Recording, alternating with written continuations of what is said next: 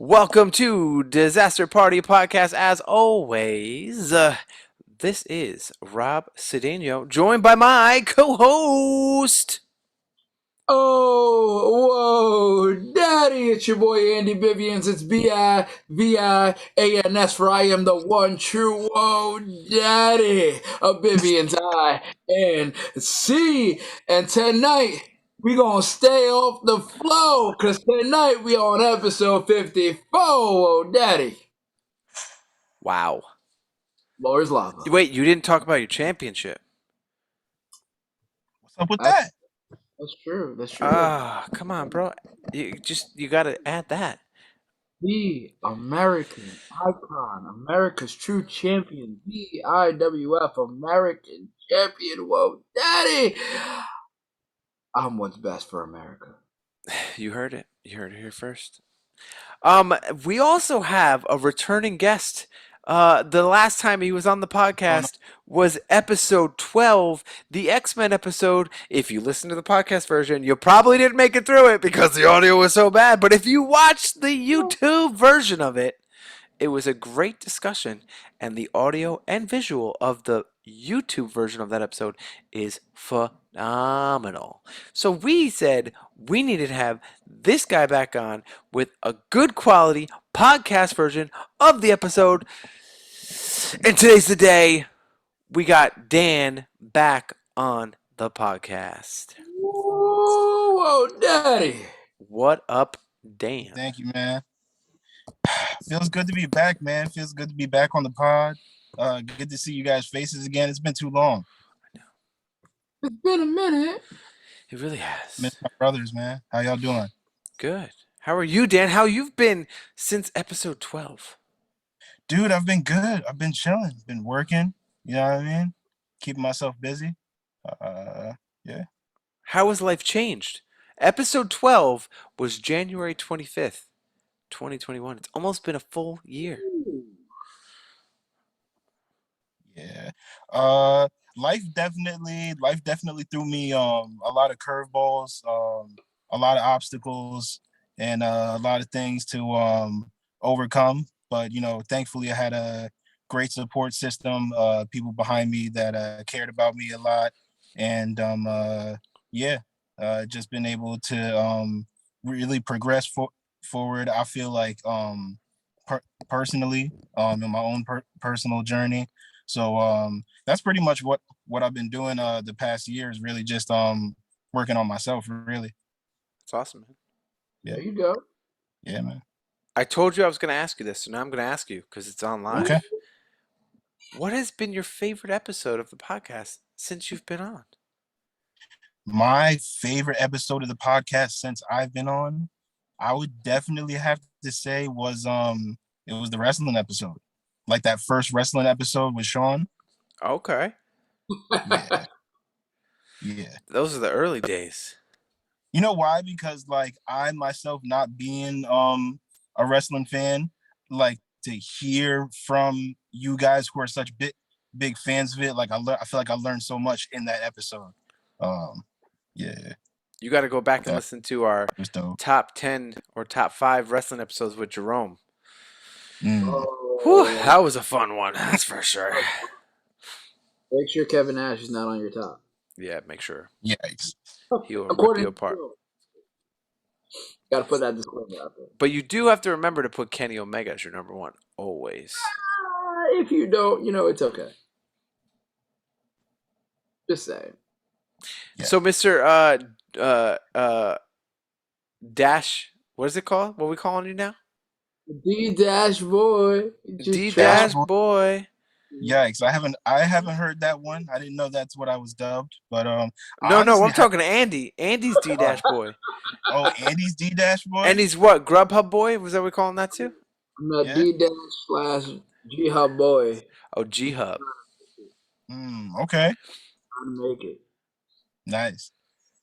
Actually left Team D-Dash and joined Team Lift, man. Okay. Yeah. Okay. Switch up that produce for them people. Oh yeah. Yeah, honestly, at first I was kind of like apprehensive because you hear people having horror stories with like Uber and Lyft and crazy passengers and all types of things like that. But it's been the smoothest transition. I never have to get out of my car. I never have to wait on a restaurant. You know what I'm saying? For the most part, people are ready when you pick them up. They're grateful and appreciative, especially like driving overnight and nobody can find a lift. They love you. Oh, Lifesaver. absolutely. You know what I'm saying? Like, so yeah, nah, it's definitely been good business. It's another independent contractor business. You know what I'm saying? So you get your money up front, tax free. Make sure you put a little something away towards the side. Write off all your expenses and all the rest of that. So the benefits are great, and obviously we all three of us come from a background of knowing how beneficial those benefits are. So yeah, There you go. There you go. I'm probably gonna catch heat with this next line, Oh but God. what I want to be more open. I don't know if it's just me, but like every time I drop off to like some certain location that's sketchy as hell, I'm waiting for someone to pop out and be like, "Hey, big boy, come upstairs." Da da da da. Yikes. So What? I feel, no, no, no, no, no, no. And I Damn. feel like with Lyft, like that's a little easier to do because now you're seeing the people. Like it's not like no contact. It's like all contact there. So you get some sketchy people like that. Cause Honestly, not really. You know what I'm saying? I maybe had maybe like a few like sketchy or seedy customers, but the great thing about Lyft is that you can rate customers just like they Mm. can rate you. So like if I don't want somebody to be in my car ever again, I can just give them a 3-star rating or a 1-star rating if you were really getting on my nerves. And then yeah, you never see that person again. See you. and Smooth. Roger. Yeah. So Andy, how's your week been since the last we've recorded? My week has been pretty good. Pretty good. That's good. Um, dashing, G hubbing, wrestling. G hubbing sounds really bad actually when you say G that out of G Hubbin. G hubbing. No, it's been good, trying to prepare for Christmas and whatnot. I think we're getting our tree tomorrow. A lot of fun switching some stuff up. I started reading a new book called I think it's The Voice of Knowledge, and it opened my mind to very different perspectives of life, Mm. which is interesting, but very freeing, if that makes any sense. What's Um, the book called? it's hold on, let me pull it up so I can give you the exact name of it. The first book that I read from the same author was The Four Agreements. Dude, what time are you going in tomorrow? You could drop it off. Uh, 11, I think. Oh, so you'll be there before me. So yeah, drop that Yeah, shit off. I got you. Actually, it's in my car. No, 10 a.m. So Okay, yeah, way before me then. yeah, so I'll leave it at the office for you. Yeah, yeah. It's the Four Agreements, and then the one I'm reading now is The Voice of Knowledge, and the one after that is The Mastery of Self, and it's all by Don Miguel Ruiz. On Overview. Miguel. Yeah. Overview is Okay. pretty much like when you're born, you're domesticated. Just like we get animals, and animals do something good, we tell them good boy, give them a treat. They do something bad, we punish them. Be like, no, don't do that. Us as kids, when we're born, we have parents, we have teachers. They tell us, yeah, do that. You're a good boy, you're a good girl, or no, don't do that. You suck at this. Then you grow up with that mindset or that seed, aka that lie of knowledge in your head that you suck at something or you're bad at something or if you do something makes you bad. When in actuality, that's kind of a lie because it's not necessarily the truth, but it's the opinion of who told you because they told it's their truth. It's not necessarily your truth or the truth. So ever since I read that, that kind of opened my mind. So that's pretty much been Mm. my week. Wow. That's honestly, I like that because my brother actually just started reading the Four Agreements, and one thing that he told me that really struck a chord with me was never take anything personal when people say it about you, whether it's good or bad. Yep, yep, because it's their belief, and their beliefs will be projected onto you, and they say it bad to you because that's what they believe, but in actuality, it's not necessarily true. Right. And a lot of times too, I don't know if you guys have ever experienced this, but people often they hide a lot of shade or like crap talk and compliments. You know what I'm saying? Like they like to sneak that in there. You know what I mean? Snakes slither. So yeah, even when people are saying like good things about you, like don't take it personal and kind of like look at who's saying what to you and why. Yeah, very important. Very Yep. important. Yep. What about you, Mr. Robbie Rob?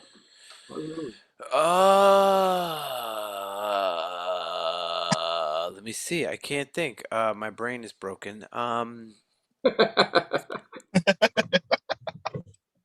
A whole lot of nothing, I guess. I mean, the biggest thing of my week. I mean, we'll get into that on the news, but it doesn't have to do with me personally. Um, Today we went to our wedding venue and we sampled appetizers, we sampled desserts, and we sampled meals and drinks and cake, What? and that was fun. Darkness. Hold on. Darkness, The hello darkness, my old friend. Ah, the It's you darkness. again. It is my ally. But it was pretty awesome. The food was fucking bomb. I was telling you in text, Andy. Dude, we got to pick like three flavors of a cake. So we picked carrot, banana, and peanut butter chocolate. And we are eating them, Mm, and I'm like, ooh, all three are mad good. Ooh, yeah, mad good. Oh, right. yeah, ooh, ooh, ooh. And then I was like, I'm gonna take a little bit of the banana and a little bit of the chocolate peanut butter on the same fork, and that was heaven in my mouth. It was so good. And then we said to the guy, we're like, listen, I know that this is not one of your options, but is there any way you can make a banana peanut butter chocolate cake for our wedding? And he was like, yeah, I got you. And I was like, sold. Let's go. Bet, let's go. Let's go. Right. So, yeah. Oh, we I guess I don't know how it ended up in my house, but we got an inverter. A what now? You know those like beds that like you lay on and then it like puts you upside down? The fuck? You never seen that? No. That you lay on that puts you upside down? Yeah, it's like this thing and you like lay on it and then it's supposed to tilt and put you up and like your head's down. It's not like a bed. It's like a Oh, and it's so supposed to help your Sounds like back. the back stretcher gimmick where you like lock your feet in and then Yeah, yeah. okay, I that think a it's called an folding bed inverter. from Hey Arnold. I It it, came down. is it not called an inverter? I don't know. I don't know. I It don't ended know. up in my house. I don't know. It's ours now. Don't know how it got here, but now it's here and it's blocking my Peloton. And I'm angry about it. Amazon Oh, Flex. oh, guys, I actually had a really sad story I want to share. Oh no. Yikes. What happened? We had to put Taylor's dog down this week, Hmm. Oh no. and that was super sad. Um, she was about 8. Um, she had she was being weird, and then throwing up and stuff like not eating. We took her to the vet. They were like, "Oh, her spleen is like there's growth on their spleen, pancreatitis, kidney failure, like growth on her neck, like she was jaundiced, like all these things, like Oh my everything. god. Like she had blockage in her intestines, like pretty much everything. And they were like, it's gonna be like $5,000-6,000 to fix everything. It's not guaranteed it's gonna work. And if it does work, she'll be on medication her whole life, and she might not get back to the same quality of life.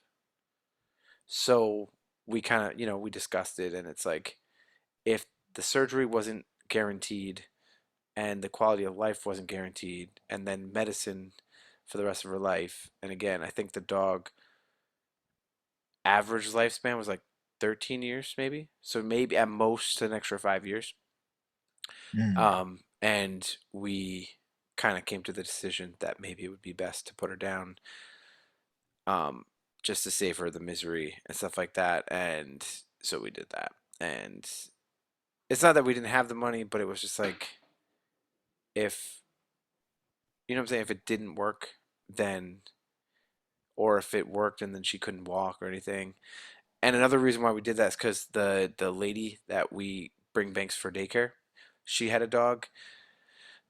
Similar thing, but it's back legs. Something was back legs, and it got the surgery. They were like, "Oh, the dog's gonna be able to walk again in a month or less." So they had to carry this dog outside to go to the bathroom. They had to hold it up while it goes to the bathroom, all that for like a month. It turned from a month to 2 months to 3 months to 4 months to 5 months. This dog never got better. They paid $6,000 to get the surgery. This dog never got better. So Not even like a slither of better. Like this dog just was not capable of using its back legs. And after paying 6 grand, after 6 months, they were like, this dog has no quality of life. And then they ended up putting it down. So like we discussed with her, like, do you think it's worth it? And she's like, well, if it ends up like this, quality of life, then you really spent the money for nothing, because then you're gonna end up putting the dog down anyway. Yeah. So that sucked. Yeah, it I sounds like like a tough. Yeah. Have you ever had to put a dog down before? Or an animal No, down? no. It's traumatizing. Mm. I'll explain real quick just because like I'm already here, and then we can Yeah. like move out real quick. Okay, move out real Okay. quick. So like the place that we went to, there was a two-step process. And the first step is like they give the dog a shot to numb its body so it doesn't feel pain. And the dog, Jackie, didn't really, she wasn't a dog that like licked people. And for some reason, when they gave her the shot to numb her, her tongue just kept coming in and out. And then you could see her eyes kind of like get glassy. And then like she was super limp. And, Taylor was holding her and she was really upset.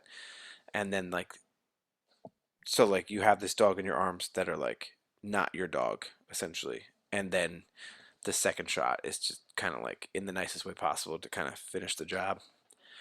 So it was like, it was just weird to kind of see life as you know it to no life in like 7 minutes.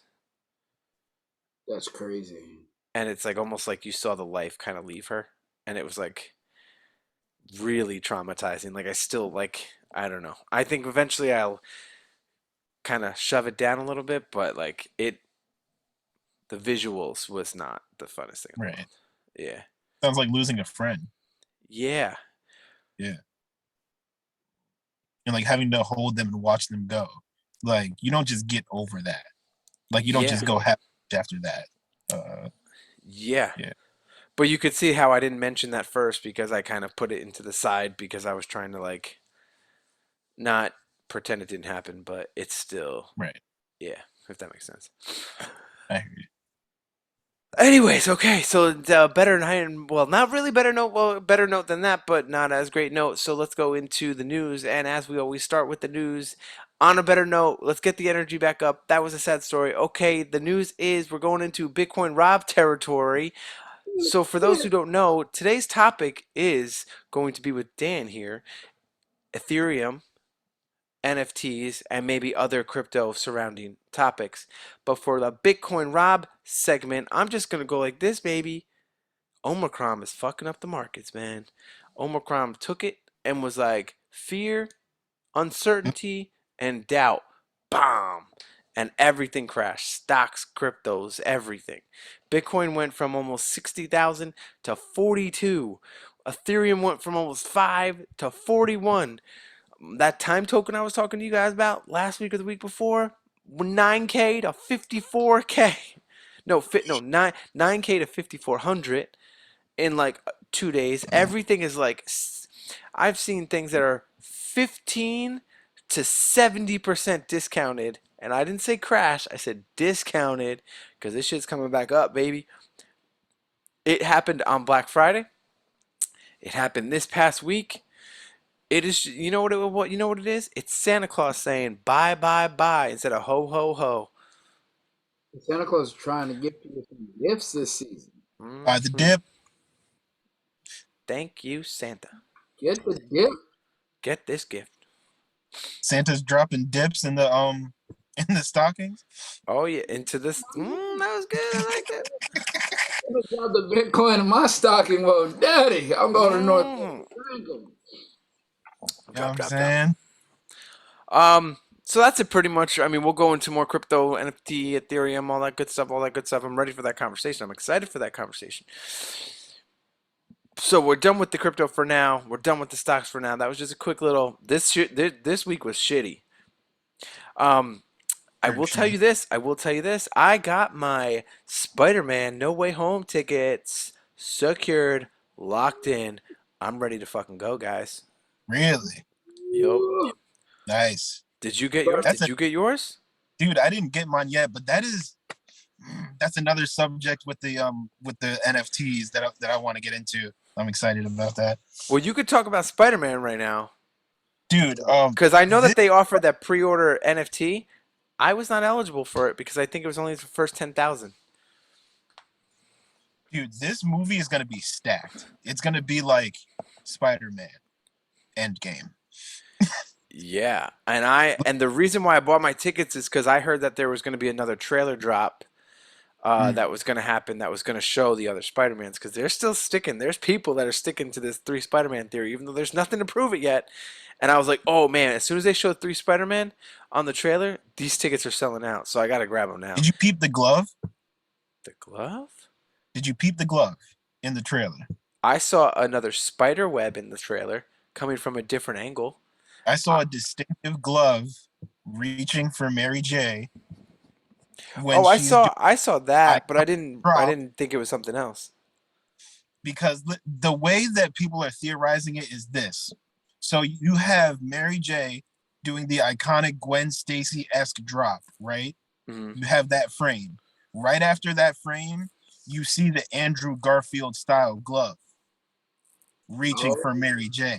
So people are basically thinking that it's like their little spoiler way of Andrew Garfield being able to redeem himself for letting Gwen Stacy die. I've heard that rumor. I heard that the rumor. I heard the rumor that if you look at that scene in the trailer, you see Ned is hanging from a pole. You see MJ falling, and then you see what's his face, Tom Holland jump to go save her. But the theory I'm hearing is that um, Toby Maguire saves Ned.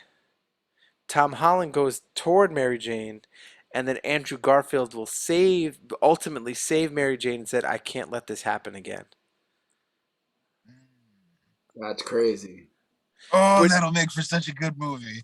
did you see that the trailer with the big scene with Sandman, Electro, and Lizard, and you see Tom Holland's going toward all three of them together, but Yeah, he's like up here, but then Lizard's down here, and then he gets just like punched. right. You So see I'm like like, the but then, smash but then, but then I'm all that. hearing that these people who edit these movie trailers are so it gets checked over by like hundreds of people. These trailers they have to go through different processes, and they're like, "There's no way that got out. Like, there's no way they made a mistake because they could have just edited his face." And now they're saying maybe it's fucking Ant Man. That would be interesting. You That'd know what be I'm That's saying? interesting. the thing, but I don't see Paul Rudd popping up in this movie. You Or never playing know. like a major part. You never know, but like I don't know, because Marvel likes to lie too, because they had Hulk in Wakanda in the Infinity War trailer. Did they? Yes, you See, can go I'm back and watch that Infinity War trailer right now. Hulk is running towards Thanos with the rest of them in Wakanda, but Hulk makes no appearance at the end of that movie. oh, because he's in the Hulk suit. He's in the Yeah. Hulk. Oh, the Hulkbuster. Yeah, Hulkbuster. Yeah, so Marvel will deceive fans just to pull off yeah, I mean their theatrics, which makes sense. Yeah. But why would you have Lizard getting punched in the face by nobody just to have Lizard get punched in the face by nobody? I don't It's know. not going to be nobody, but Well, they yeah. can't show it right away. They don't like to show their hand right away. All right, so let's This, talk about Into the Spideyverse Part 1. You see how it's labeled Part 1? Mhm. there's so many theories that's going Yeah. on with it. Did you see the trailer? I saw the I, trailer for Across the Spider Verse. Yeah, Across the Spider-Verse, but it says Across the Spider-Verse Part 1. Really? I didn't see that part. Yeah. So I'm like, ooh. But what'd you guys think? I mean, I'll give it quick. They're older, so that's cool. It looked like Gwen Stacy, this wasn't her first time like going between the universes. She seemed too comfortable with it. And it looked like the Spider-Man 1900 or whatever it was, 2099. 2099, yeah, versus Miles Morales, and I was like, what is happening? and the guy who played it is reprising his role as Spider-Man 2099. Really? Yeah. Oh, that's cool. That's Oscar Isaac, right? Yep. Yep. Nice. There's a there's rumor that apparently Miles Morales may or may not make his debut in the cinematic universe. I heard Hmm. that too. I'll take that. I'll take that all day. I feel like that's way overdue, though. Who would you fan cast? Oh, I think it would have to be a nobody. And when I say nobody, I'm not saying like just some slub, but some like no name actor, kind of like Tom Holland. Like he was known, but he wasn't like known, and he just slipped right in. And it was perfect. if they do older, I would have to go with the kid who plays Everybody Hates Chris, that played in Walking Dead. Hmm. Okay. I'd go with I, the kid from Stranger Things. Oh, oh, I can see that. Yeah. okay. He's used to, yeah, dude, look, it says right here. Spider-Man Across the Spider-Verse Part 1. Hmm. Ooh, I'm That's gonna. excited. Yeah. I'm excited. Well, the first one was fantastic. Oh, Yeah. It dude, was so good. some of the best special effects that we've seen in movies in a while. Some of the best cinematics. That's only because Period. that's only You can tell because they had fun making that.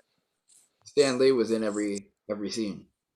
Uh, uh, but you know what's funny too is that the same Post Malone song that he's like dancing to and jamming to in the first one, he's still jamming to and rocking out to the second one, and this is like 10 years later. Because it was hyped. That's what I mean, made the movie. it's a good You, song. I mean, I like that's it. all you think of Spider-Man Enter the Spider-Verse. You don't think Post Malone. That's true because that song is like played throughout the whole movie. Wait, where does it say that it's 10 years later? I'm just assuming because he said he was in college. He said his dorm, but he had a dorm in the last movie. That's the thing. He goes to like a special like Oh yeah. city because I was thinking too, like, all right, he's playing that song from the last movie.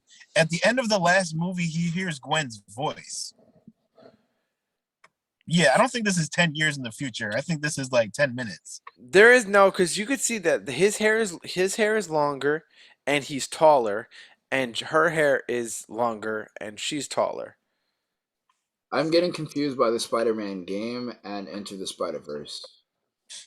Really? What? I'm mixing the two because at the end of the Spider-Man game for PlayStation, he goes to Peter in his dorm room and he jumps up Spoilers. to the ceiling. He's like, "Yo, look what powers I got!" And Peter's like, "Oh, word!" And Peter jumps up, sticks to the ceiling. Oh, we had a Yeah, lot to that's talk. the game. That's not Spideyverse. But that's what I'm. That's when you said like dorm room. That's the Yeah. scene I was thinking. Oh, okay. That Yeah. makes Yeah. Trying to So think. Is there any other nerdy pop culture news stuff? pop culture. trying to think of things that way. I know Halo's coming out this week. The new Yep. Halo. That's gonna be cool. Yep. Uh, Uh, Chucky just finished. They they got announced Daniel Bryan versus Adam Page for Winter's Coming. Well, that's gonna be a good one. That's gonna be a good one. They just Yeah, see, dropped. they're making a new Harry Potter movie. What was Oh, that? I did see that. Harry Potter and the Cursed Child. There's a new movie coming out. Yeah. That's a Oh, prequel, right? No, it's a sequel. Oh, Yeah. they're doing a prequel though. I think I saw They're doing like Haggard. a they're doing a Haggard. Dumbledore prequel. Oh, Dumbledore. Okay, yeah, yeah. Yeah, they're doing a Dumbledore prequel. Damn, just when you think that shit's over, it comes right back. Never. It's a franchise. Come That's on, true. man. I mean, it's gonna be like Fast and the Furious 27, 46. and It's it's gonna be gonna like be Doctor Who with wizards. whoa, It's gonna go on forever. whoa. It's about to be like Fast and the Furious and Nick's birthday. 89. Or, Oh, 89. Nikki's birthday was this week. B Rent. Happy birthday. Today is his birthday. the draw. Happy The birthday. draw. Yeah. Trying to think. The baseball season, MLB, is in a lockdown because they Really? couldn't come to agreements on the new player association rights. So they are locked down. And I would say, oh, all these players got signed and all these players got traded because there were some big names signed. Matt Scherzer signed with the Mets. Oh. Um, but it might not matter if they don't play the fucking season if it's on lockdown, bitches. Lockdown bitches. Yeah. It sucks. Um, um, let's Oh, I got two questions for Andy before we jump into our Ethereum and NFT discussion. oh, bring it on. Whoa. Daddy. How's your passport, boy?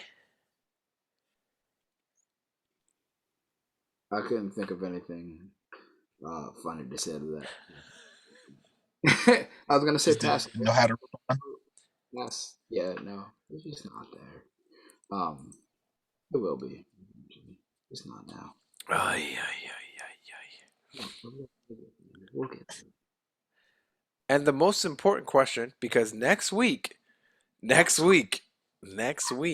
we have our office revisited slash trivia to fuck with Andy because he took his sweet ass time to watch The Office. What? He took such a long time watching The Office that he's actually frozen right now. And the face, I gotta take a photo of this. Stay frozen, stay frozen. This is the photo of someone who took a long time to watch The Office. You see this face? You see it? He's still frozen. This is so funny. All right, I'm Yeah, gonna it's not send him even this. showing Andy right now from my screen. Oh That's great. man, here, look, I gotta send him the photo.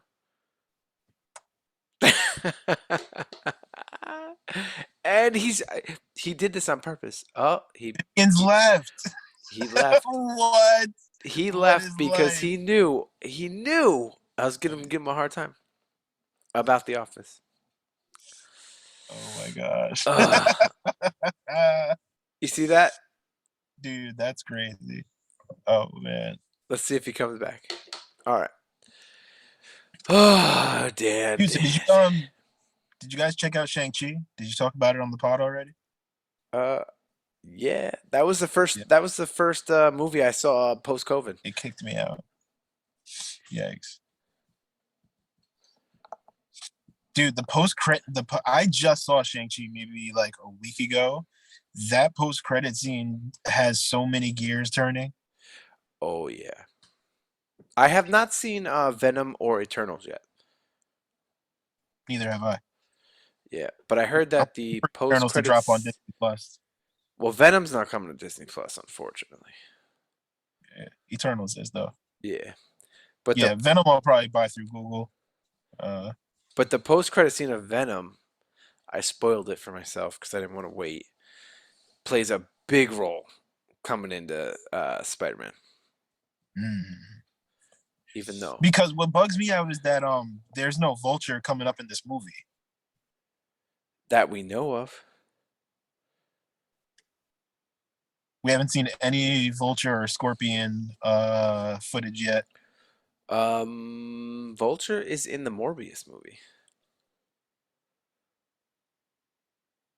He's in the trailers of the Morbius movie. Of the Morbius movie, but not this upcoming Spider-Man movie. Not yet. They're talking about the Sinister Six, so I wanted to see Craven in this movie, if we're being honest. I think he might be the first villain of the new trilogy because they did say that Tom Holland is going to do another three. Really? Yeah, I feel like he might be the first or the second villain uh, in one of the upcoming three movies. So is he about to have like some of the most runtime in the MCU besides RDJ? Seems that way. With six of his own movies and all the other movies that he's cameoed in. Yeah, because apparently he's going to cameo in the next Venom movie. Or Venom's going to cameo. I don't know. They were definitely talking about a Venom Spider Man crossover. And if they do a Sinister Six movie, which I'm hearing that they might, he obviously might be a part of that. Plus, the Morbius movie is looking like it's leaning to have Spider-Man in it because it's showing like Spider-Man's on like the walls and everything and like the graffiti and then the fact that Vulture's in it. So it's the same universe apparently. Boom. Plus, you got to think any future Avengers movies, he's probably going to be in it. I'd love to see Venom in like a Midnight Suns type movie. Okay. Who's in the Yeah. Midnight Suns again? Like Blade, Ah, uh Punisher, I want to say, hold on. The real name is Johnny Blaze, but the superhero name is the Ghost Rider. oh, There we Ghost go. Rider. Yep. Yeah, Ghost Rider. Um, yeah, all those like dark like anti-heroes. Well, there's ways that that can come in because I was listening to some like theorist guy on Mhm. TikTok, I think, and he was saying that with Morbius coming in, he's a vampire, and Mhm. Blade kills vampires. So that can incorporate Blade into the Spider Verse. You know that would be a reason that why they kind of connect. Then somebody was saying that for Ghost Rider, it could be something like when all of these villains come into the new thing, like Yeah. into the universe, he can almost see them as like spirits that don't belong and Mhm. look at them like kind of like ghosts or like you know how he fights like demons and stuff. So he can look at them possibly as like beings who don't belong in this universe and goes after them. So that would incorporate Ghost Rider and Blade. And then with Moon Knight coming in, and apparently the guy who played the Punisher for the Netflix series, he is coming back, and so is Daredevil. Yeah, the street level heroes are about to get stacked, which is I feel like that'll add a good balance to the MCU right now because you've got a lot of like overpowered cosmic mystical beings and heroes. Uh yeah. But that's why I like. Have you been watching Hawkeye? I saw episodes 1 and 2. I haven't seen episode 3 yet. Okay, I Yeah. I've watched three, but I like it because it is that like Hawkeye series is basically exactly what you said. There's so many cosmic beings, like people that go intergalactic, like Miss Marvel, Eternals, Guardians of the Galaxy, stuff like that, like all those characters. And now his internet shut up, and now you got Hawkeye, who doesn't have powers, who is just walking around New York City, basically saying he doesn't have powers, basically saying he's just kind of like a person. So it kind of builds that it's like working toward the storyline of just like a regular Avenger. Yeah. So it's cool how you can go into like all these different planets and then be able to come back to Earth and just one, like just New York Right. City. And then like even Shang-Chi, like at first you're like, oh, he's just like a regular, he's like a regular dude, and then he's like in this fairy world, and then he comes back superpowers, and then like that bean in the ring is like beeping to bring other people in, and you're like, what is happening? So again, that's a character you think is just a regular dude who's just like strong and trained, to now he's an intergalactic. Shang-Chi was like the best version of what Iron Fist should have been. Agreed. Yeah, I think Shang-Chi was one of the better Marvel films. It was really good. it was really good. Their typical format of high speed chase fight, yeah, I mean, is almost like readable at this point as far as like the choreography, but it was still good. Hmm. I agree. All right. So it looks like Andy might not be coming back. Mr. Bivians is having technical difficulties. So why don't you and I move toward the main topic? Okay. Uh, for those who don't know, the main topic, we've been going for a little bit now, but it's okay. We can keep talking. If it Yeah, goes, if it's a long conversation, a short conversation, don't matter. The pretty main topic is NFTs, Ethereum, crypto in general. Dan picked the topics, so we're gonna let you lead. I'll talk. We'll discuss. You got questions? To talk in general. Let's go. dope, man. What Yeah, made you What made you decide on this topic? We can start right there. what made me decide on this topic? Number one, definitely you.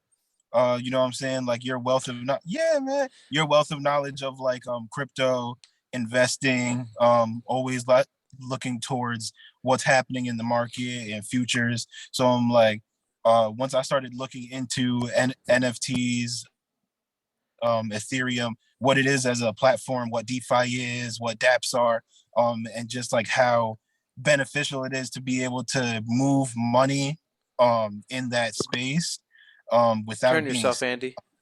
and without needing a bank. Oh, Andy's back, Yeah, back there and you better than go. ever. Oh, Nice, nice. yeah. Yeah, I'm So, back. you know, aside from like the the big financial products that we talk about, like um, insurance, lending, you know, earning appreciation from like staking and stuff like that. Ethereum is so dope because of what you can do with NFTs.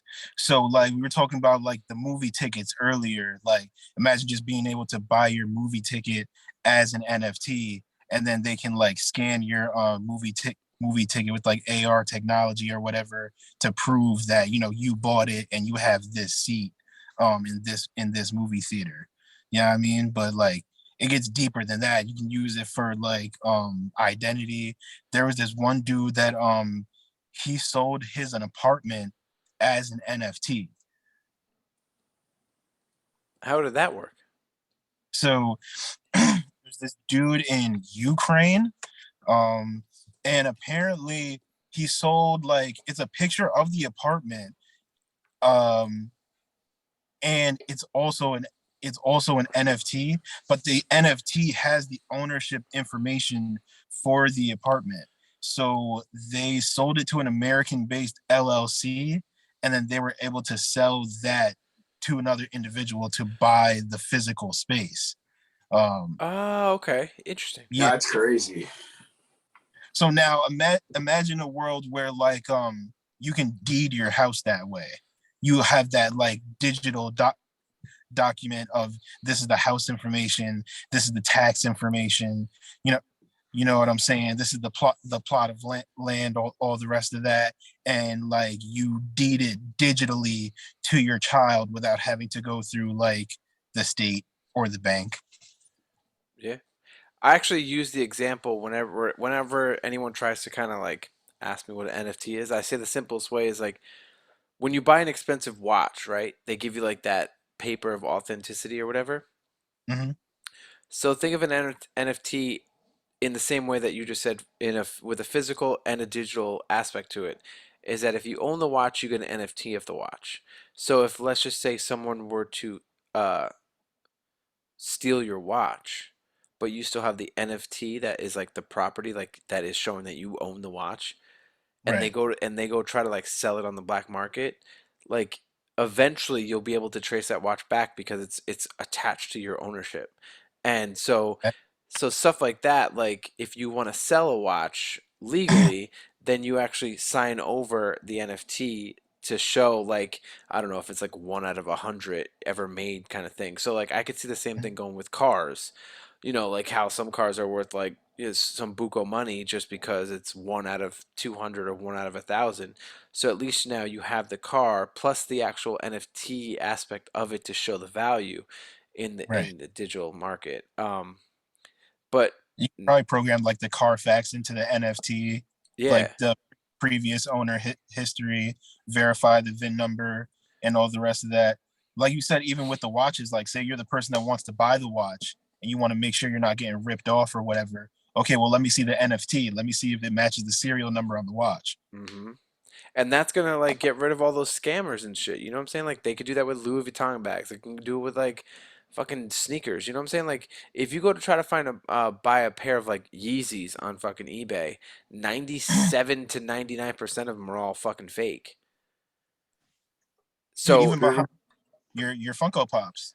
You know what I'm saying? Like, yeah, th- anybody can 3D print a Funko Pop and like probably try to buy some finagled box and put it in and sell it for buku money if it's rare.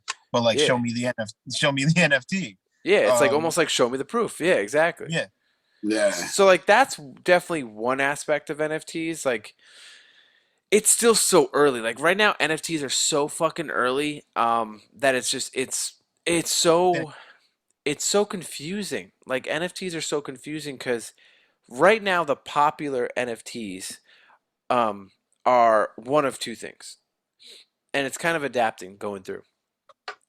At first, NFTs were very much almost like a profile picture.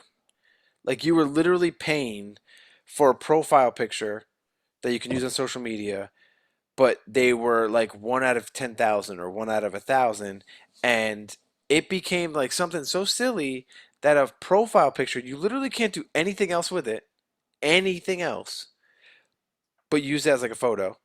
But they're going for like the crypto punks, these fucking little like pixelated guys and girls were going for like $400 when they first came out. And again, a lot of people would be like, $400 for fucking like digital fucking person that has no other value at all? Why would I spend $400 on that?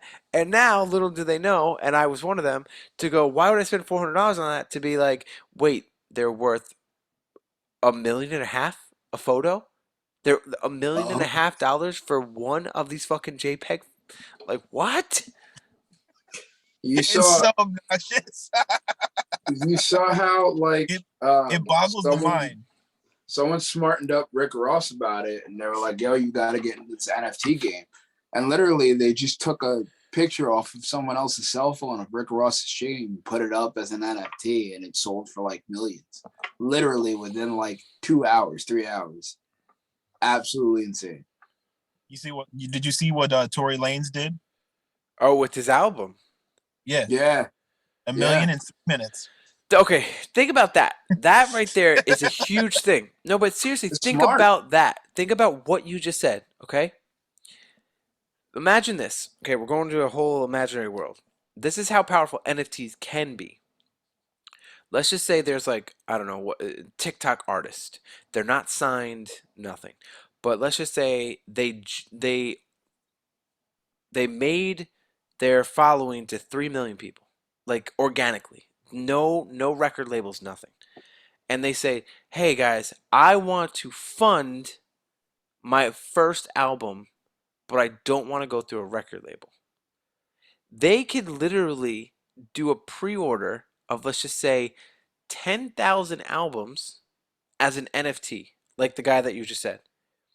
They could put it as like $100, $200, sell it out, pay for the studio to get the record out, to do all that stuff, right?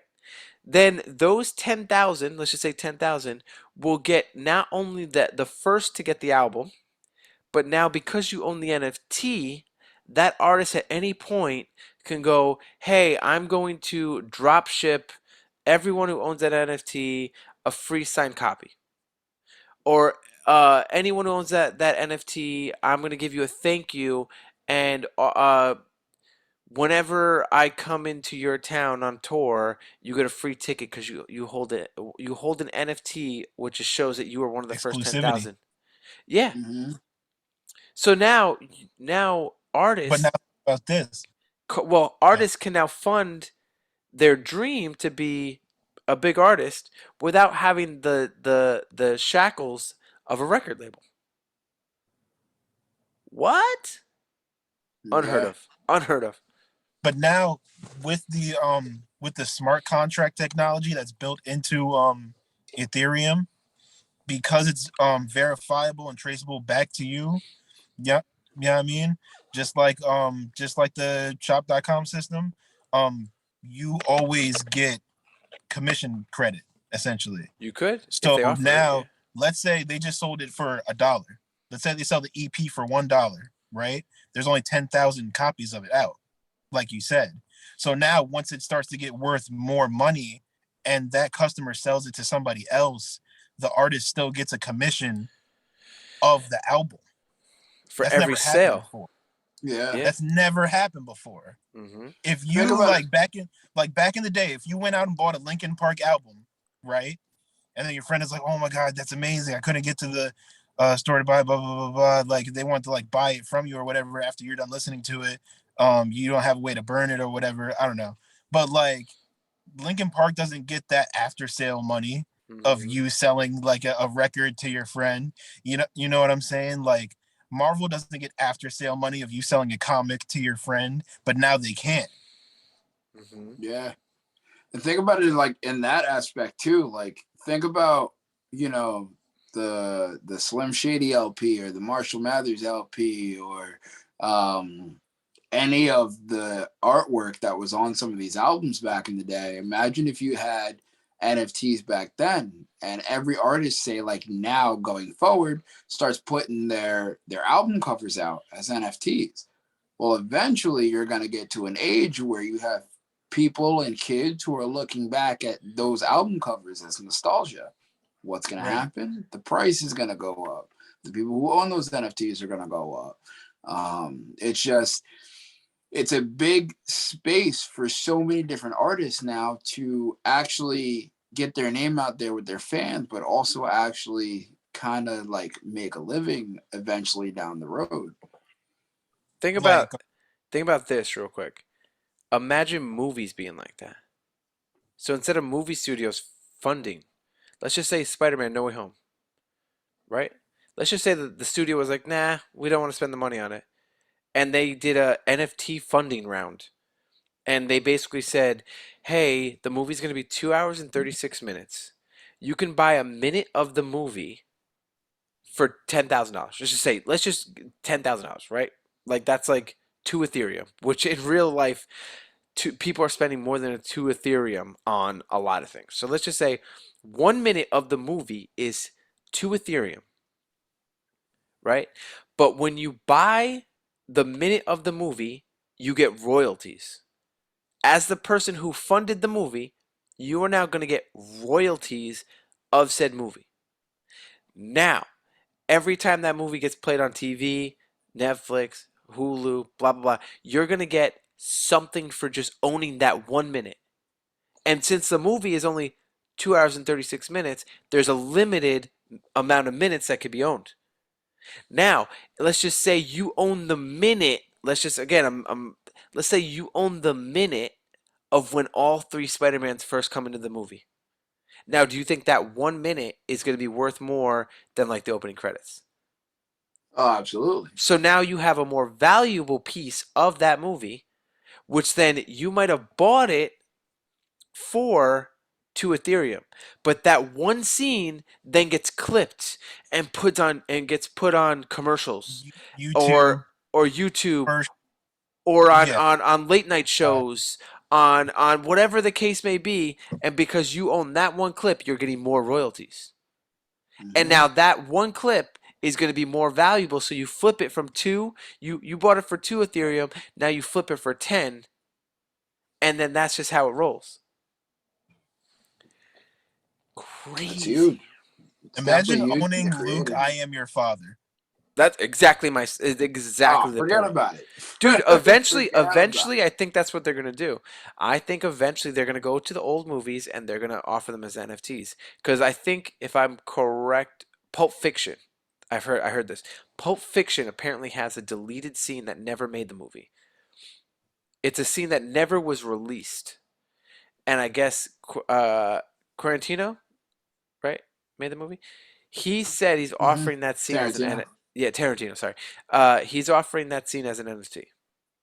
So now let's just say you have this scene that has not been seen by the public. You own it as an NFT. So now if you release that for any reason at all, you are now going to get, if you put it on YouTube, boom, you get all the royalties. If someone tries to steal it, and that's a good thing, like you said, the smart contracts. Let's just say someone goes and downloads it off of YouTube and tries to carry it as their own. You now could sue them because now they're stealing your property. Mhm. So now that's going to cut down on Yep. theft and copyright shit. It's going to cut down on all that shit. Do you have any like rare wrestling posters? I have rare comic books. Yeah. Because what I was No, thinking for was like this, because Andy has a couple different personalities. And I'd imagine that some wrestling posters are probably worth a lot of money. What if you could release your different like personalities as like wrestling NFTs? And then once you retire, that personality is worth a shit ton of money. that's true. That's Yeah, very true. The Dark Archer is probably going to go up. I'd be true. okay with Yeah. that. But Yeah. even think about it in the sense of, oh my god, just kidding. I think I lost my thought. But But yeah, no, like so even much. like what you said, again, you're gonna get to that age group where a lot of stuff is like nostalgia. So like if you're thinking wrestling posters, thinking of like the No Mercy poster with Austin and Vince, where you have like the Grayed Out background, or the Royal Rumble poster from when they were all in New York and they have the subway scene, or any of the WrestleManias. Uh, you can put posters out for NFTs, but like I think it's really good for just artists that are just trying to get their stuff out there now that will eventually take off later down the road. And again, it's even good for, actually it's best for comics if you think about it, because a lot of Yeah. comic covers could be NFTs. Hmm. Not only to mention, there's a bunch of comics out there who are issue one that are going for millions of dollars right now. You turn Mhm. that bad boy into an NFT, the physical comic is still going to be $1 million. It's not going to change its value, but the NFT will also grow because if you can't get your hands on the physical comic, you're going to get your hands on a digital asset instead. Both of them are still going to continuously grow. So it's cool for the artist of today now thinking long haul terms.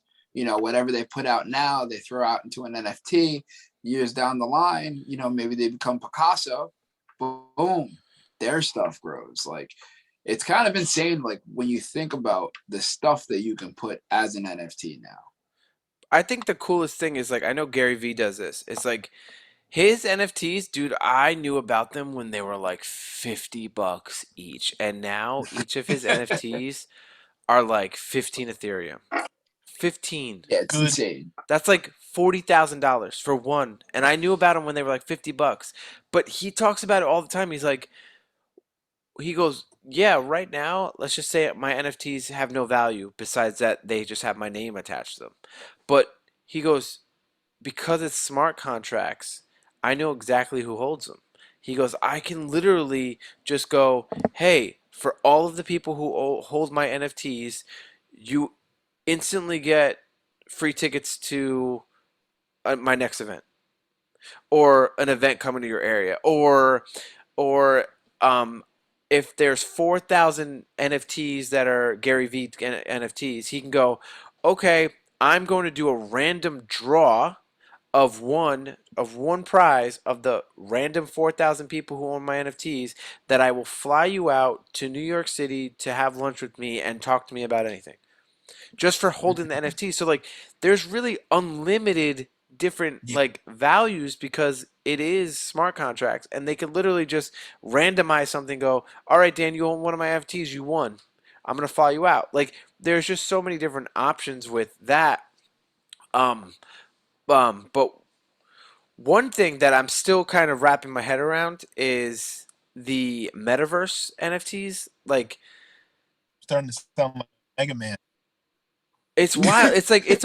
It's almost like Ready Player One. Like if you go onto the Sandbox or Decentraland, right? You can actually go buy plots of land in either the Sandbox or Decentraland that you now own forever.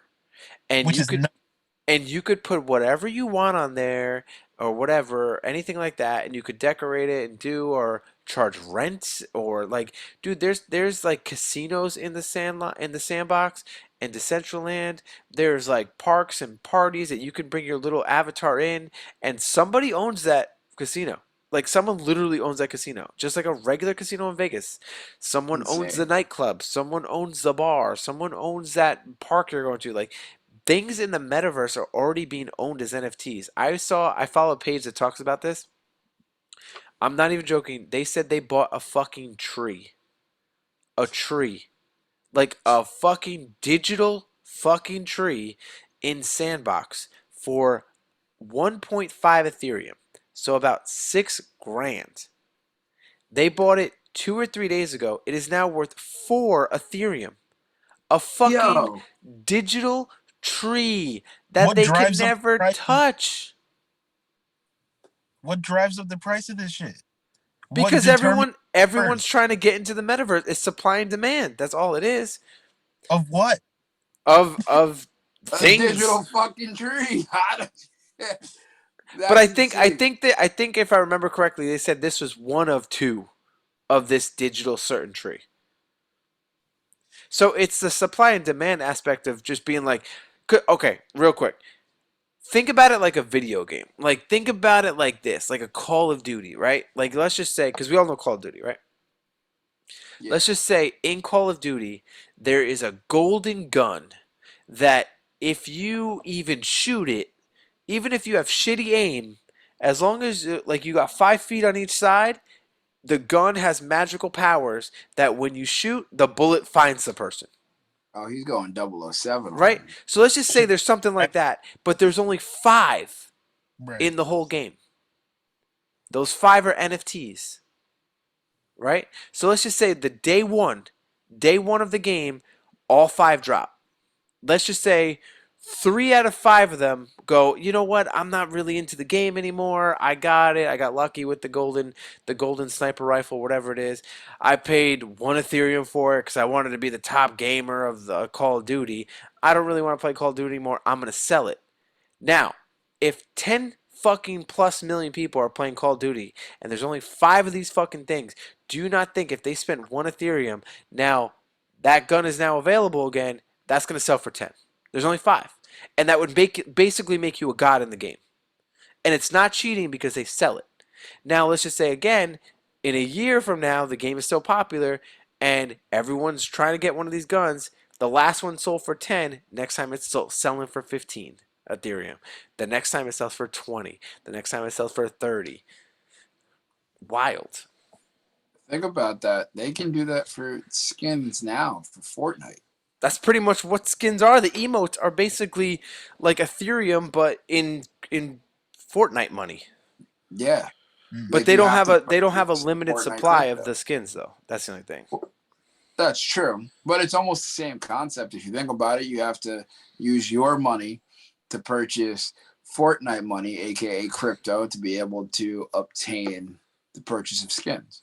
Yep. Same thing. You got to use your money to obtain ETH to have a certain amount of ETH to be able to purchase your NFTs, and then you have your NFT.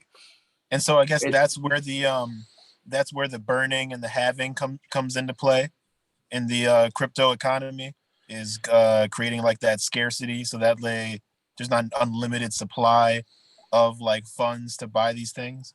Hmm. pretty much. And that's why Bitcoin is top king, baby, because they have a 21 million supply. No more Bitcoin can be created after the 21 million supply is done. And a lot of people fucked up in the beginning, so it's really like 16 million Bitcoin total. So Imagine holding one of 16 million when there's like 4 billion people on this earth. Facts. And I was if you watching one. think that big businesses and banks are going to own more than one. So let's just Yeah, say big businesses, banks, governments, all that shit take, I don't know, 10 million out of the 16 left. Now you got 6 million Bitcoin left for the population of 4 billion. That's what drives the price. That's crazy. It's funny because it's funny you brought up the whole gaming idea though, because now that like I'm thinking about it, like they could do something like that in the future Mm-hmm. where they create a game that could all be based off of crypto, all be based off of ETH, and have NFT loadouts, so to speak. You know? Bro, what was the whole yeah, point it's of called Ready the first Player One? episode of Black Yeah, Mirror. But yeah, like literally, yeah. what was the Both whole of point them. of Player One? Was to find the golden egg thing. One key or one golden egg. And how many people were going after it? Yeah. It was only Mm. valuable because there was only one. And everybody was spending money to get the glove, to get the suit, so that way they can power up, so they can get to it. And same concept. We're going digital, baby. Everything digital. Yeah. Everything Oh, digital I plot agree. land where you can sell digital goods. Dude, there was an I'm not even kidding about this. There was a digital yacht sold in Decentraland, I'm pretty sure, for $2.4 million. Is that million or billion? Million. A Yeah, because there yacht. was a I saw a plot of land sold there for like 2.93 billion. Billion? Yeah, some stupid number like that. I know that there are, if you go look at the Decentraland or the Sandbox like map, you'll see that there are businesses like Nike and Binance and like a bunch of other companies that have bought like a chunk of land, not just like a square, but like 1,000 squares to make it so that if you look at the map, their logo is like right there. You know what That's I think insane. would be dope for that? What if it becomes like great adventure for kids that can't go outside? It could be. Yeah. Like they It'll make be all VR. like a virtual reality, like you can go inside a virtual reality Hogwarts and they can like walk around and like do all types of crazy shit. Or like, yeah, I mean they can be in like Fast and the Furious, yeah, yeah, I'm saying, or in like like swinging with Spider-Man, shit like that for like Mhm. Make-A-Wish kids or like kids that can't go on rides because of like disabilities and things of that nature. Like, Oh, Think it about it, happens. bro. I see that happening. yeah, As soon as Facebook said we're now Meta and they that little like display of like the Oculus and how Zuckerberg was standing there and all that shit, all of those coins, Sandbox, Decentraland, all of those Meta Universe crypto coins, Andy, oh, what are you doing? Um, all of those popped off, bro. All of them. All of them. Because, again, whether or not people want to admit it or deny it or hate it or push it away, that's the future. Think it just makes, unfortunately, it makes things so much easier, but it's also going to kind of fuck the world like Wally, if it's not done right. But again, just like you said, the make a wish thing, right? Let's just say there's a disabled kid who can't leave his house. He could throw on fucking an Oculus or a VR set of whatever sense. I mean, Oculus is the best one right now. He can then, Tom Holland or Spider Man can also hop on it, and instead of leaving the celebrity or the football player or the sport, whatever, whoever they wanted to meet, instead of them leaving their house, especially during COVID times, they yeah, could just go in the VR and just be the same thing. Yep. Yep. that's pretty sweet. And you think right now, if you look at the Oculus, they have it's like controls, right? You don't think Hmm. that they had the fucking Power Glove for Nintendo at 1980, like 85. You don't think they're gonna make a whole new age like Power Glove that Well, you're gonna fucking put on, and when you touch things, you actually feel it in your fingers? they have haptic gloves like that now. You know what I'm saying? Like for virtual, for VR. Yeah, So you're telling me like, let's just say John Cena wants to go meet a kid, and the kid's like, "Oh my God, are you really there? I can't feel you." And John Cena's like, "Boom, look, I just touched you with my glove," and now the kid feels it, and John Cena feels it. And it's like real. People are never gonna leave this shit. Oh hell no! They're just gonna stay in that one spot. Why would they? It's right. instant access to everybody they can't get close to. But then that's why, like, you have the creepy aspect of it too, with art imitating reality. So like it started with the Matrix, and then you have movies like Inception, um, even Pixar movies. You ever seen Wally? Yeah, that's what I'm saying. We can end up in Wally real quick. Right, Pretty real sure we're quick. heading that way. Yeah, it definitely we'd have to figure out a way to not. But I mean, if you want to go to conspiracy theory, I know there's plenty of people that we know that think that way. Like, you can go, well, this is what the government did the whole time. They make COVID so we don't leave our house, so we can go into the VR reality, so we can just sit at home and just live in our goggles and not really interact with people in real life anymore. And that's what they want to do to control us, to keep us in, like our Ready Player One, and they're gonna stack our houses above each other, and we're not even gonna realize it because we're gonna be in the virtual world. And it's like, calm down. What? Well, I mean, you guys There's remember some merit to the madness, toxic? though. You can't blame people for I thinking mean, that. there is, but we're like 100 years away, or no, maybe like I don't Let's think talk. we're gonna. I don't think we're gonna see it in our lifetime. I don't think we're gonna see it in our lifetime. I call bullshit on that. I will I call don't bullshit. think we're gonna see it in our lifetime. I don't.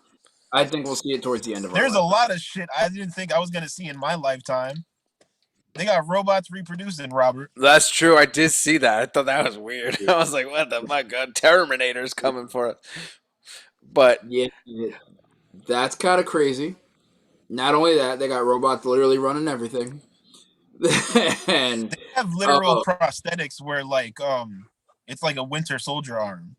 You know what I'm saying? Like they have haptics and all the rest of that. They can like hold things. They can cook.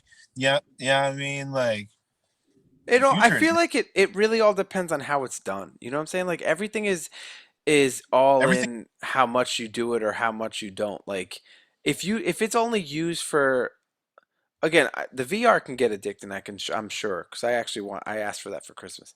But if it's like an arm thing like that, cool. Like that gives someone a better quality of life. Like that's awesome. If it's like if the robots become more like servants and not really like take over the world like Terminator, like that could be good. It can actually give people more time. Think about it. If you had a robot, again, I'm going sci-fi here, right? Like almost like the Jetsons. Because like how the Jetsons robot just cleaned their house? Yeah, Like imagine again, I like about to be married with a kid with possible kids in the future. Imagine you go into work regular real world, your kids are at daycare, but you don't have the time to clean. And again, I'm speaking from experience. You work, you're trying to juggle cleaning the house, doing the yard work, right. taking care of the dogs, doing any extra work that you have to do at home, watching the kids, bathe the kids, do all, you know what I'm saying? Like all that little shit, like that, if let's just say you had a robot that can do your dishes and vacuum your house while you're not home, you come home, you get more quality time. yo, did you not see the movie I Robot? I'm just saying, I know that it can go bad. I'm not denying that. Like I get that it can go bad. I'm right there with you. But I'm saying if it's done right, it could be very helpful. It can give people quality of life with family versus that. Like, I mean, think about the fucking the iRobot vacuums. Like, what's the purpose of that? Like, I can easily just take a vacuum and vacuum wherever I got to vacuum, but they got those iRobot things that just vacuum it, so you don't have to do it. So that's one less thing you have to do. Imagine if That's the if you had like a chute from all the floors in your house that just went right into your washing machine, washed your clothes, and then there was like a thing that just shot your washed clothes in the washing machine into the dryer, and then shot it back up into the rooms. One less thing you gotta do. Laundry takes a long time with you got kids, bro. I'm doing laundry like every fucking day. Everything you just mentioned is literally pushing us into a Wally state future. Well, Because again, it all comes down to how the people react to it. There could exactly be my point. That's there true. could be That's true. people that are like lazy ass fuckers that are like, oh, I don't gotta do nothing. I'm gonna sit on my ass and do nothing. But then there's people who are like, wow, I got all this extra free time. Look how much more productive I could be. I feel Hey like they're man, gonna be productive for like a week, and then like they're gonna be like, you know what? I can sit here. This will do this. This will do this. This will do this. And the next thing you know, they're like, I don't gotta do that because this yo, check does. this out. Anakin had CP30 and R2 at one point. He was alright. Exactly. He just wanted to kill babies. That's all. I And mean, He just wanted to kill babies is crazy. What? he burned it. He burned half his body off. Realized he burned his dick and turned into Darth Vader. So let's. Maybe I should have used Luke for that analogy because Luke had both robots at one time too. We'll go with Luke. And he had a Yeah, robotic arm. yep. but yeah. I wonder if Anakin put an NFT in C3PO. So it always goes back to But bro, Yo, you but think about that. The picture of Leia could be an NFT. R2D2's picture of Leia. Luke, holy shit. The it's a fucking transmission. NFT right there. And it's nostalgia. And you know everybody's gonna buy it But up bro, because okay, here's another scenario for NFTs, right? Let's just say like you're a sports fan, a fanatic sports fan, and let's just say the team sucks and they're not selling tickets. They're not they're not really selling tickets because their team sucks. What if they were to go, all right, we're gonna offer all season ticket holders a like an NFT for buying just the season tickets, not like an individual ticket. You'll get an NFT for, let's just say, I don't know, the Giants, like the New York Giants. Let's just say you buy season tickets for the New York Giants. You now own NFT for the 2021 or 2020 2021 season of the New York Giants. Now, during the season, let's just say it's just good for that season.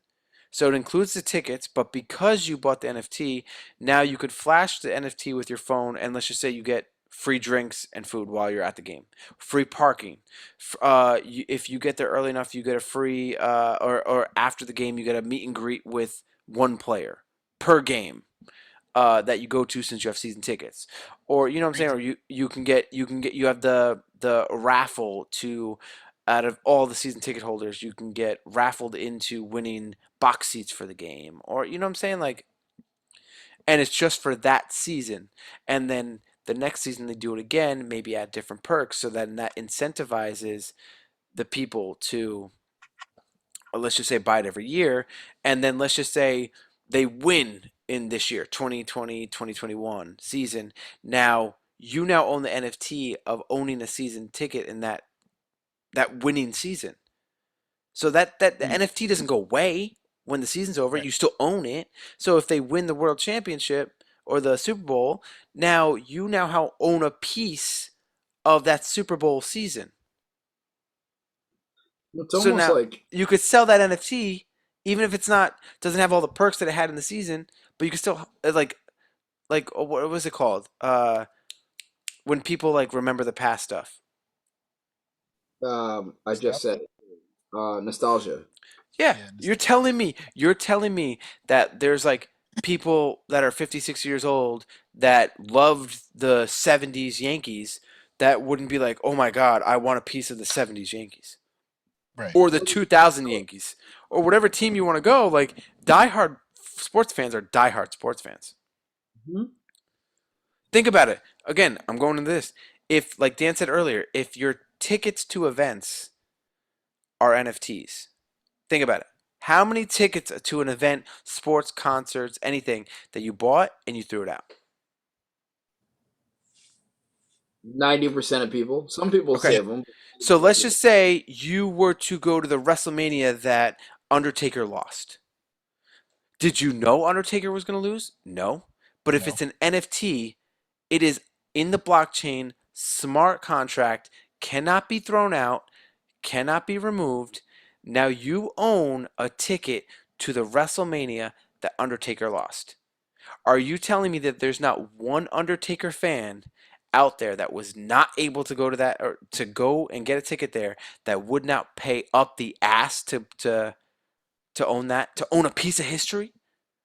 Bro, just think of the movie we just watched, the 8-Bit Christmas, with the baseball player that had "fuck" written on the bottom of the bat, and how Yeah. much that one card was because it was a card that was messed up and they didn't blur it out.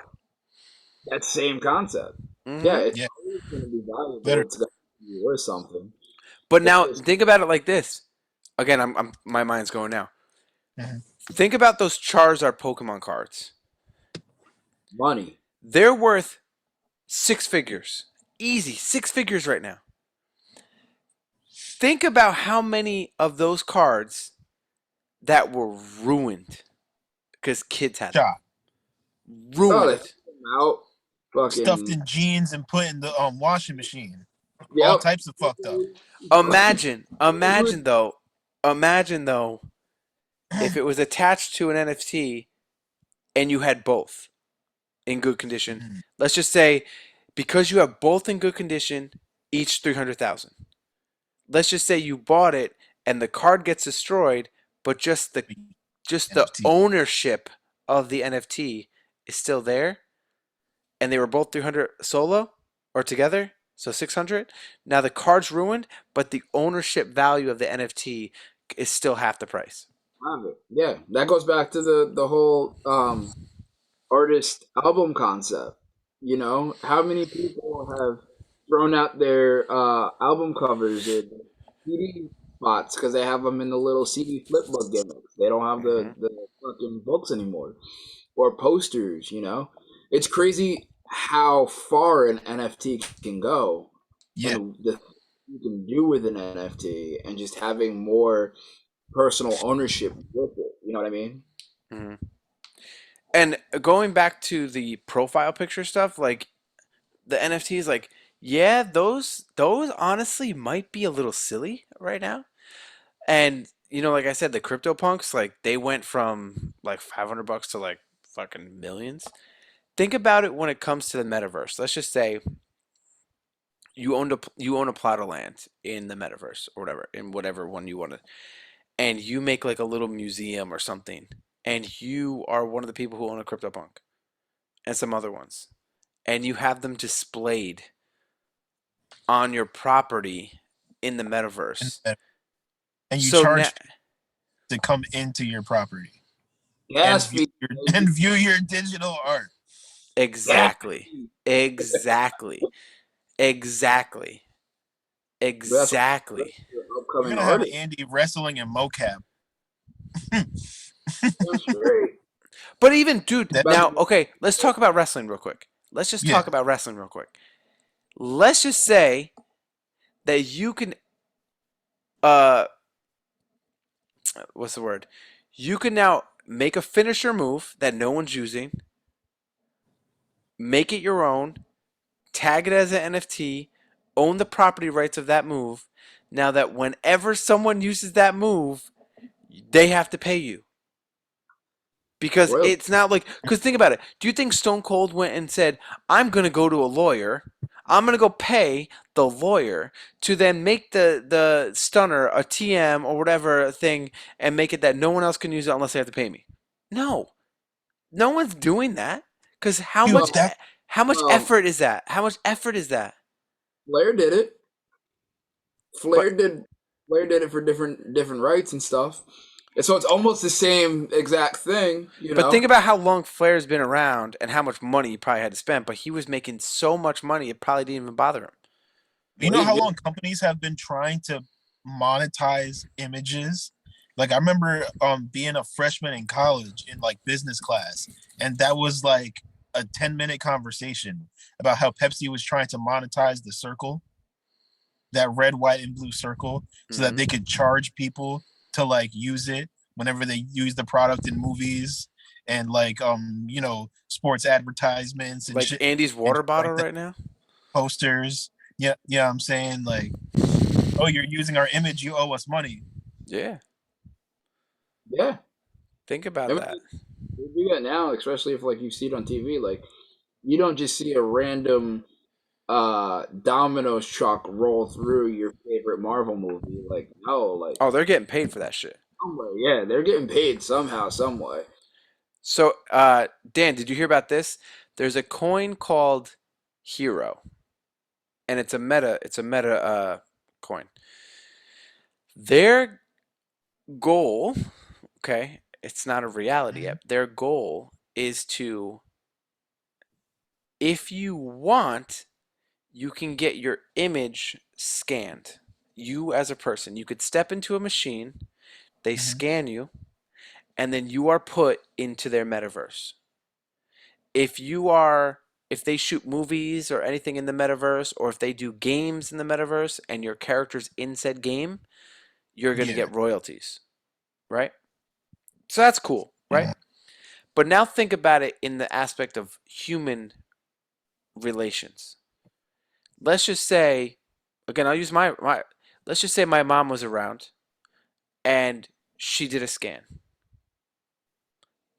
Her voice, height, look, hair, everything. Her. She passes away, which she did.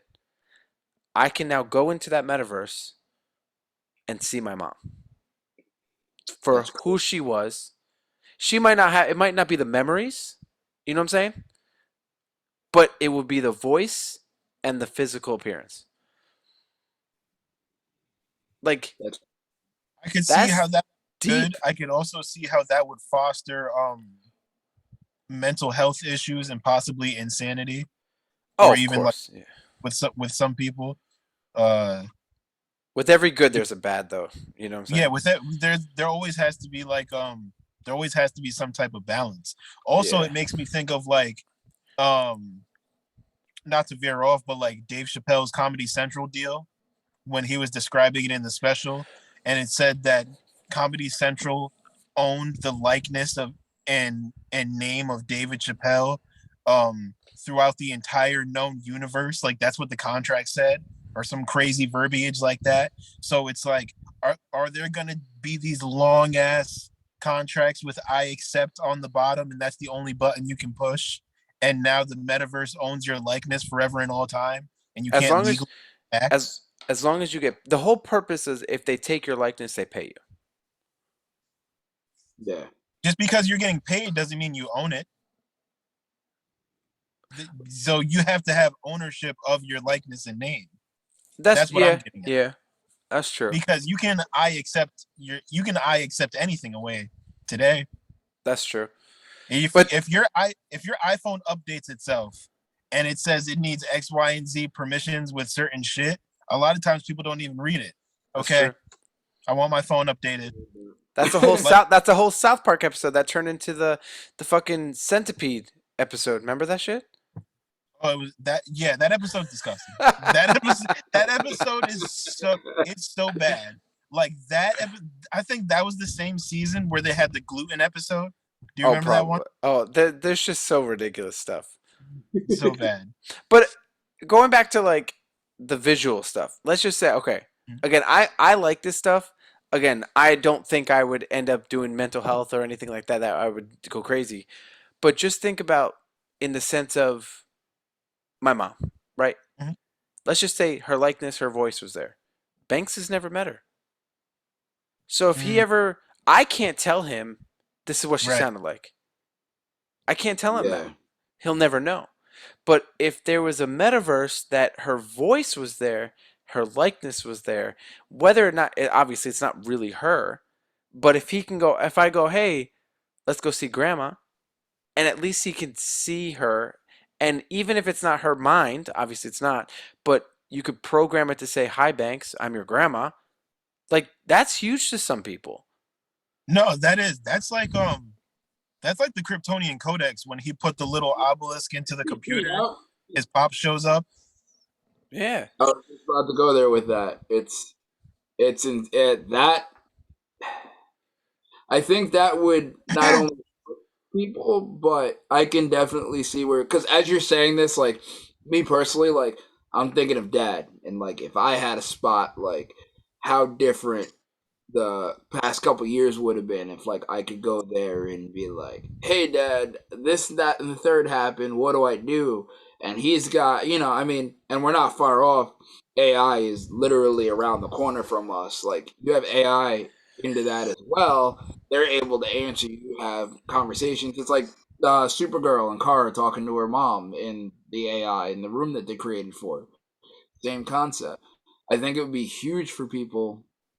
It would help people, but I can also see where you're coming from, where it could also leave people stuck to be like, Yeah, of this course. is, But what I you like know what I about that mean? idea too is that that to me is honestly the best way to do a will.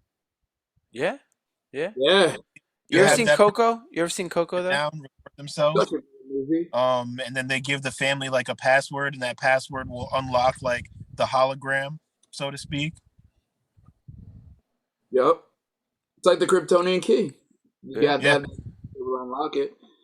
But you ever Because now I have you think if seen? my father had that, like me and my brother would have had it a lot easier because like I talked about at the beginning of the episode, and you guys know that my father passed away in February, and we spent days looking through pounds of like paperwork for any type of will and testament information. Couldn't find anything.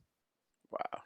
So now I think about it in that capacity to where like because he was supposed to have some type of policy taken out like after he had an accident or whatever to have something set aside for that time in his life when he passed on, and we couldn't find any proof of that or evidence of it at all.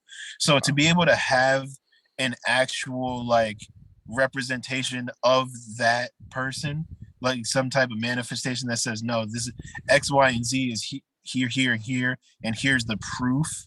Like we said, verifiable NFT that has blockchain smart contract information traced back to the source, can't be overwritten or rewritten.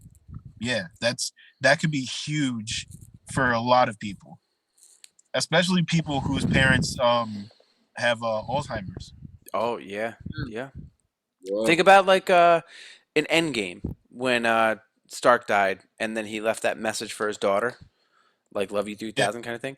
Imagine that being on like everyone's grave. That you know, it's like you would record it while you're still alive, obviously. Like hopefully before you get to a point that you can't record it, and it's almost like a holograph of you just being like, "Hey, everyone, I love you." Like, just, I'm here. And then it's like one of those things that you need a key to like, so you're not going to the graveyard just hitting buttons and making all these dead people like talk. You know what I'm saying? But like it'd as probably a be augmented reality. yeah, but like Yeah. there's so much. It's just like you guys are saying, it can get really shitty, and like people can get mental illnesses and like rely on it and really get like. But people are doing that now. Like, you know what I'm saying? Like, there's people Oh, I could. who's lose parents now who just never recover, who like sit at people's graves and just cry and just never really get going. So it's like people do that now. So like, what would be the difference? I guess the difference would be that little validation that they can hear their voice. But Maybe. you know, I don't know. But I think also it'll definitely be important for like record keeping and like culture keeping. Uh because like a lot of people they miss those stories from like their parents or their grandparents, or they like kick themselves for not really listening and be able to like pass down like certain traditions. Dude, food history, Yeah, recipes. Yeah, I mean, grandma's recipes. Oh, I don't know. I would just watch her do it. yeah. Yeah, I mean, yeah, It's and just wild. think about it that way too. Like, I mean, I know it's extremely off topic, but well, not really. It's based on what we're at now. Like, again, AI is right around the corner. You're able to talk to AI. You're able to interact with AI. AI can interact with you back. Imagine, being at a grave and having AI within each and every grave put in to where you're able to go and you're able to literally interact with the AI. It's not really them, but you go there so you're able to talk to them and see them and interact with them. So when you go to say like, spend Father's Day or like a Mother's Day or a birthday or Christmas or something, you're sitting down for a little bit, but you're able to interact. It's a good thing because then, like you said, you can show your kids, this is who they were. They're able to talk to them. At the same point, I can understand where people would create new. I don't want to call it a lie necessarily, but like create new things in their head of where like, oh, if I go here, then this is where I get all of my information from. You know what I mean? So I can see how it is a good thing to help with like grieving or just helping, like just being there when you need those days where you need to hear from them again. Yeah. Then again, I see the same part of where like I could see, just me speaking on my own experience, when I was in a dark path, if I went and I was able to talk, then I would rely on, if ever I get into a bad spot, I need to go there and ask a question. You know what I mean? But it is good. Like it just shows it's crazy how where technology is going and how good it is for the world in certain aspects as long as we use it the right way. You know what I mean? As for anything, for You NFTs, could for also put like limits on it. Let's just say like I were to die and be like, all right, I'll my hologram will be available on my birthday, Christmas, and Father's Day. yeah, You can't talk to me any other day. Like my hologram will not be visible. It will not come around. So it takes away that thing that people can't just sit there every day. yeah, Right. So yeah. you put limits on it and kind of maybe that I don't know. It is we're going like on the death aspect of everything, but like it is such a concept that the NFTs like allows us to happen. And I'll change the subject a little bit if you want to go back, we can. But just with the blockchain and NFTs and like the smart contracts, like this whole fucking the election was stolen bullshit would be over real quick. Like they'd be like, nope, the smart chain verified the election was not stolen, and there's nothing, there's no arguments, there's nothing. It is locked, loaded in the smart chain. Nothing. Nope. It's shut the fuck up. We're moving on. Like that shit would end so quick. All these Mhm. lies, like any government lie, whatever side of the lane you want to talk about, everything will you would not be able to lie anymore. It'll all be documented. Everything. Right. And it would be like so and so said babies are the greatest thing in the world, but then so and so voted for abortion laws. So and then you go boom, and then all they have to do is like on these like political commercials, you know how like they talk shit about people? They don't even have to Mhm. do that. They'll be like, here's the blockchain showing that they said this, but they did this, and they said this, and they did this. Facts. Now imagine they use that for speeches, because there's a lot of issues with people's like speeches and sound bites and interviews being taken out of context or Mm-hmm. whatever. So now what if you have the entire audio file as an NFT and it's non-corruptible? Yep. Like you can't edit it at all. Yeah, Mm-hmm. I mean it's raw. It's there, type shit. So you can't mince people's words up and make it sound like they were saying something that they weren't. Mm-hmm. I like that idea. I feel like they'll still do the same thing though. Like they'll play like a small piece in the But audio. here's the thing: Oh, if it's an NFT owned by somebody, let's just say it's an NFT owned by the government, the news stations will not be able to play them altered unless they get permission from the government. Or they will say, if you're going to play a clip, you got to play the whole thing. Well, oh, yeah, as long as they're able to play the whole thing, because I could see them only playing like 6 seconds of it and be like, "Yeah, I said that. We're going to take retaliation." Meanwhile, they didn't play the rest of the clip being like, "We don't condone this, that, and the third, blah blah blah blah blah." So the media still. How do we get to media corruption? Or I'm not even saying media corruption. I'm just saying it would NFTs, It's a deep blockchain, conversation, man. I don't know. smart chain, It blockchain. touches on. Word. It touches everything. It literally touches everything. It's going to encompass Well, it's gonna be everything a that big. we do. It's going to encompass how we verify information. It's going to be how we exchange information. Uh, It's the gonna be the Bitcoin saying, don't trust, verify. But yeah. think about this now. Where does that put the banks down the road? Where They'll does be that fucked. That's it. down That's the road. isn't that the point of DeFi? Yep. It is, but like at the same time, like we have both right now. So like technically, the people who are in it right now is living the good life because they have one or the other. Soon it's just gonna be one. But think Then about this, Andy. Think about this. When banks take your money, they don't tell you where your money's going. oh, 100%. They'll take $100 and then they'll go, oh, yeah, we're gonna. They're not telling you, but they're gonna go. We're gonna lend that $100 out and make 6% interest back, but we're gonna pay you 0.02. Where's that 5.8 going? It's Oh, going of right course, into their pockets. you're getting DeFi, paid. the whole purpose of DeFi is to go, hey, you're going to lend us money, you're going to give us liquidity in the coin or the company or whatever it is, and we're going to give you a fair balance of, let's just say, anywhere from 2 to fucking million%, depending on the project. And they have to be transparent because everything they're doing is on the blockchain. Facts. Yeah. I just feel like somehow. I mean, I'm with that 1,000%. You both know that. I'm afraid that it's gonna get so so that somehow, some way, someone's gonna find a way to corrupt it. Dude, it's the blockchain. It cannot be corrupted. That's the thing. It's all smart contract. It's all proof. For now. So then how did Bitmart get hacked for 200 M's? So it so the okay, how do I say this? The DeFi was not hacked. The protocol was not hacked. The smart chains was not hacked. The all that stuff, the blockchain was not hacked. It was the actual exchange. So think about like this. Platform was hacked. Yes. So think about like this. If Chase got hacked, would you Mhm. blame the money or the people or the tellers? Would you blame the tellers? Would you No, you blame blame programmer. boom, Yeah. Okay, I boom. see what Yeah, because you think about it, you can't go, oh, Bitcoin's blockchain is the reason why Bitmart and only Bitmart was robbed.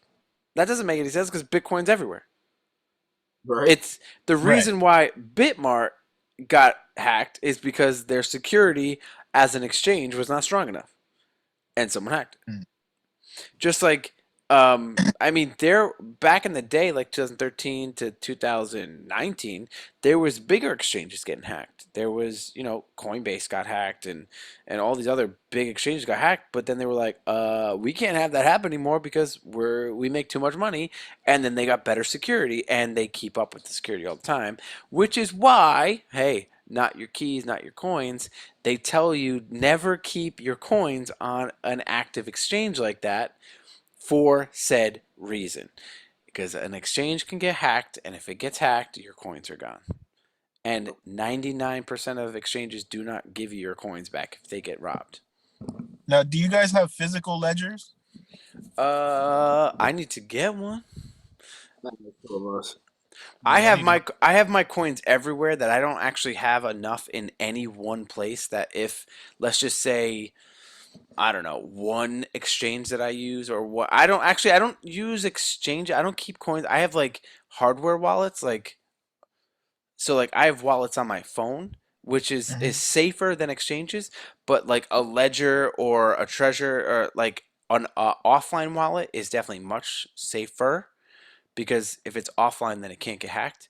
Um but if at any point any of the exchanges I have money on, if one of them were to get hacked, it wouldn't crush me because I have my stuff scattered so far and like everywhere that That it would not destroy me. that question was more for like the viewers than for y'all. Okay. Yeah, I mean, just so that way, like anyone who's listening and not aware of like the benefit of having like a physical ledger, yeah, I mean, to like go and like Google that and see if like that would be the thing for you. But I can yeah, no, explain it. safety first. Yeah, definitely safety first. I'll explain it. So like you got an exchange that holds coins, you have like I guess a phone wallet or something like that that you can do that, but your phone can get hacked. People can steal your keys, all that stuff, like, your phrase. So basically a hardware wallet or like an offline wallet is a wallet that you have to keep, like it's harder to have because you have to make sure you don't forget the passwords, and Yeah, those hardware wallets have like a 12 word phrase, like a seed phrase, that if you lose those 12 words for any reason, you're fucked. that's it. um yeah, you're just fucked. So like a hardware wallet, I would say is like more, or like an offline wallet, whatever you want to call it, is more for like experience and like kind of like you know what you're doing. Because let's just say you were to have bought one or 100 Bitcoin in 2011 and you put it on a hardware wallet and you forgot the password, those shits would be worth a couple mil right now, you know? So it is safer. It is 100% safer. And like hardware wallets, people put in like safety, like security boxes in like banks and stuff, and Yeah, or puts them in safes in your house or stuff like that. I know people who like the 12 word seed phrase. I know people who have put like six of the words on one piece of paper in their house, another three at their mom's house, another three at their cousin's house. So like they never have it in the same place. So if someone were to get a hold of their wallet, they wouldn't have the phrase to get in. So it mm, does give you more safety. The only thing about that is a lot of times it doesn't give you the flexibility to move in and out as fast as if you right. just have it on your phone. But I and this is just me, you do you. If you have if you have enough money on your phone that you were like, "Oh my God, this is like a fucking fortune," go get a hardware wallet, get off your phone. But if you Right. have like, let's just say, I don't know, under 200,000, under 100,000, you might be okay if it's scattered, but never have it sitting in one place. And then once you get to a certain wealth Yeah. line, definitely start getting it offline. But when it comes to coin, like I feel like those barriers are so much easily breakable. Like I had a guy on my lift maybe like a month ago who said that if he was able to buy Shiba before, like when it wasn't allowed to I think you weren't allowed to either buy it or like sell it in New York State, some crazy restriction like that. There's He always was like, been if I, ways. You just yeah, got to know the but loopholes. like apparently he wasn't able to get it at the time when it was like lowest to get, and he was like, if I had been able to invest legally then, I would have cleared like $1 billion. I was like, excuse me. Dude, me and Andy were in Dogecoin like when it was 0.00001, Hmm. and now it's like it jumped up to like 78 cents. Now it's like 23. But that's like three zeros away. Like, and that was when me and him were like, let's throw 20 bucks here. Like, let's just throw 40 bucks here. Like, fuck it. If this one pops off, cool. Yep. I posted something in the group today. Um, let me see. This time last year, just in reality, just to show you how fast crypto can explode in 1 year. Last year today, Mhm. Bitcoin was 19,000. Damn. Even with this crash, it's like 49 right now. Ethereum, which is like 4,500 right now, was less than 600. Hmm. Chainlink, It was like three. huh? What? It was like 350 like last Who? ETH. It was like 350. No, I it think. was 592. Okay. He's doing year to Um, date. yeah, year to date, year to date. Okay.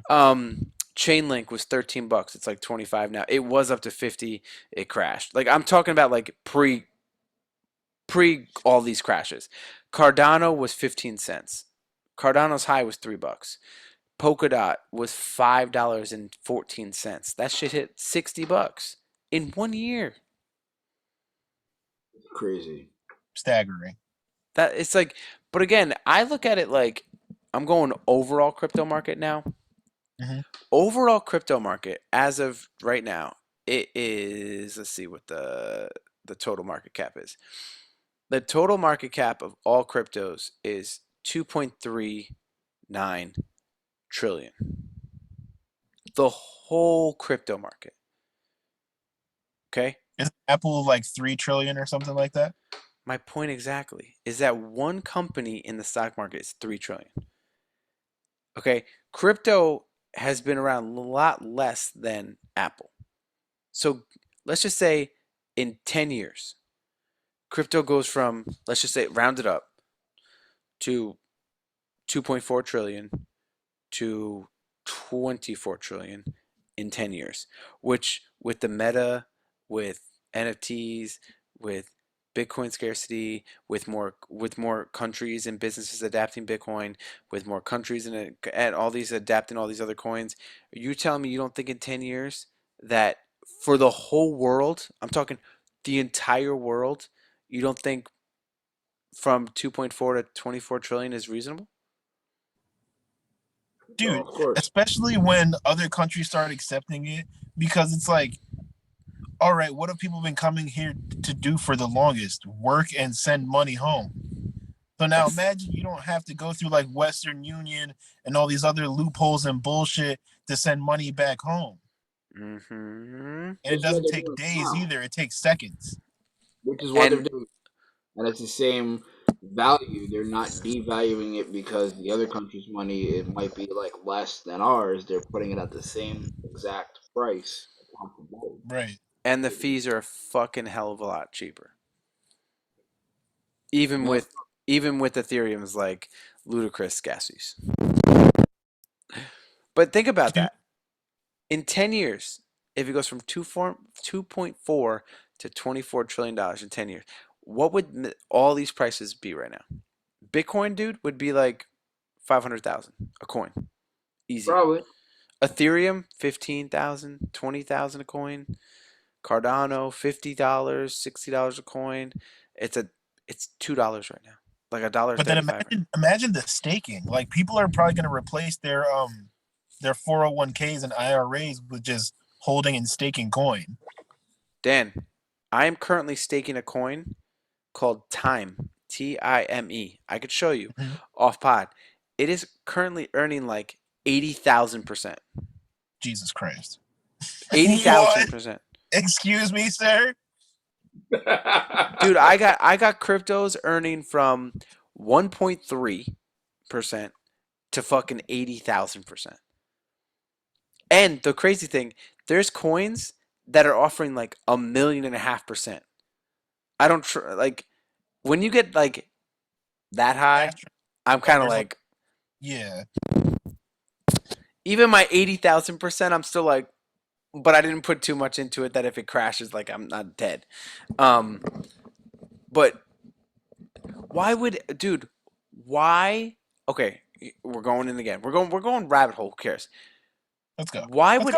We're here. anyone? Why would anyone, in my terms, leave any money in the bank? Why? I'm gonna give you why. Or when you put money in a bank, you're getting 0.02% per year.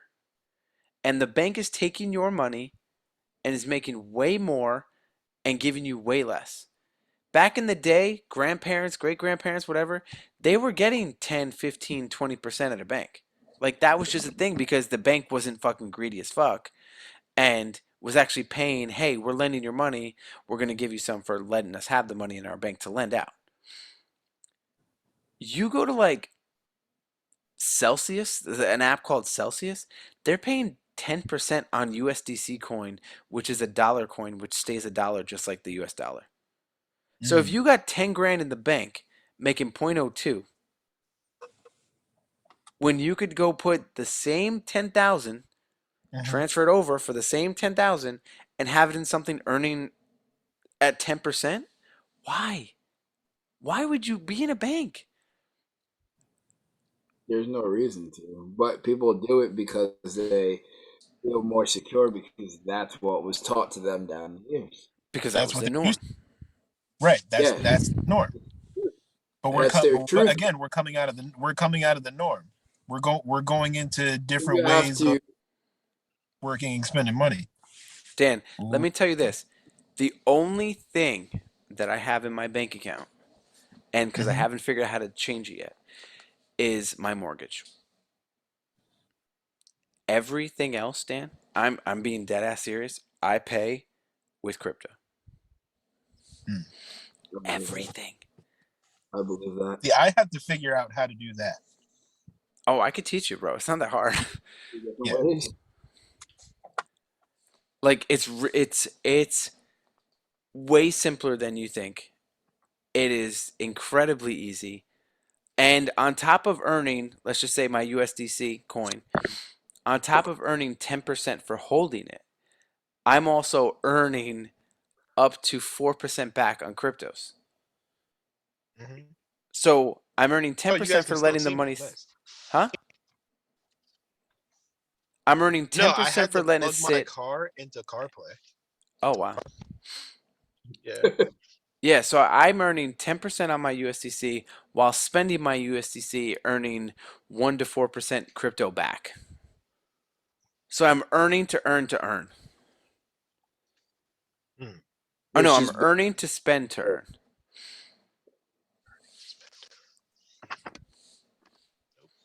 it's crazy because like when you think about it, the successful people use OPM, other people's money, to make themselves rich. So if you think about it, you're using, and me and Rob talked about this before, you use other ways to earn crypto to then invest and hold crypto to then earn more crypto.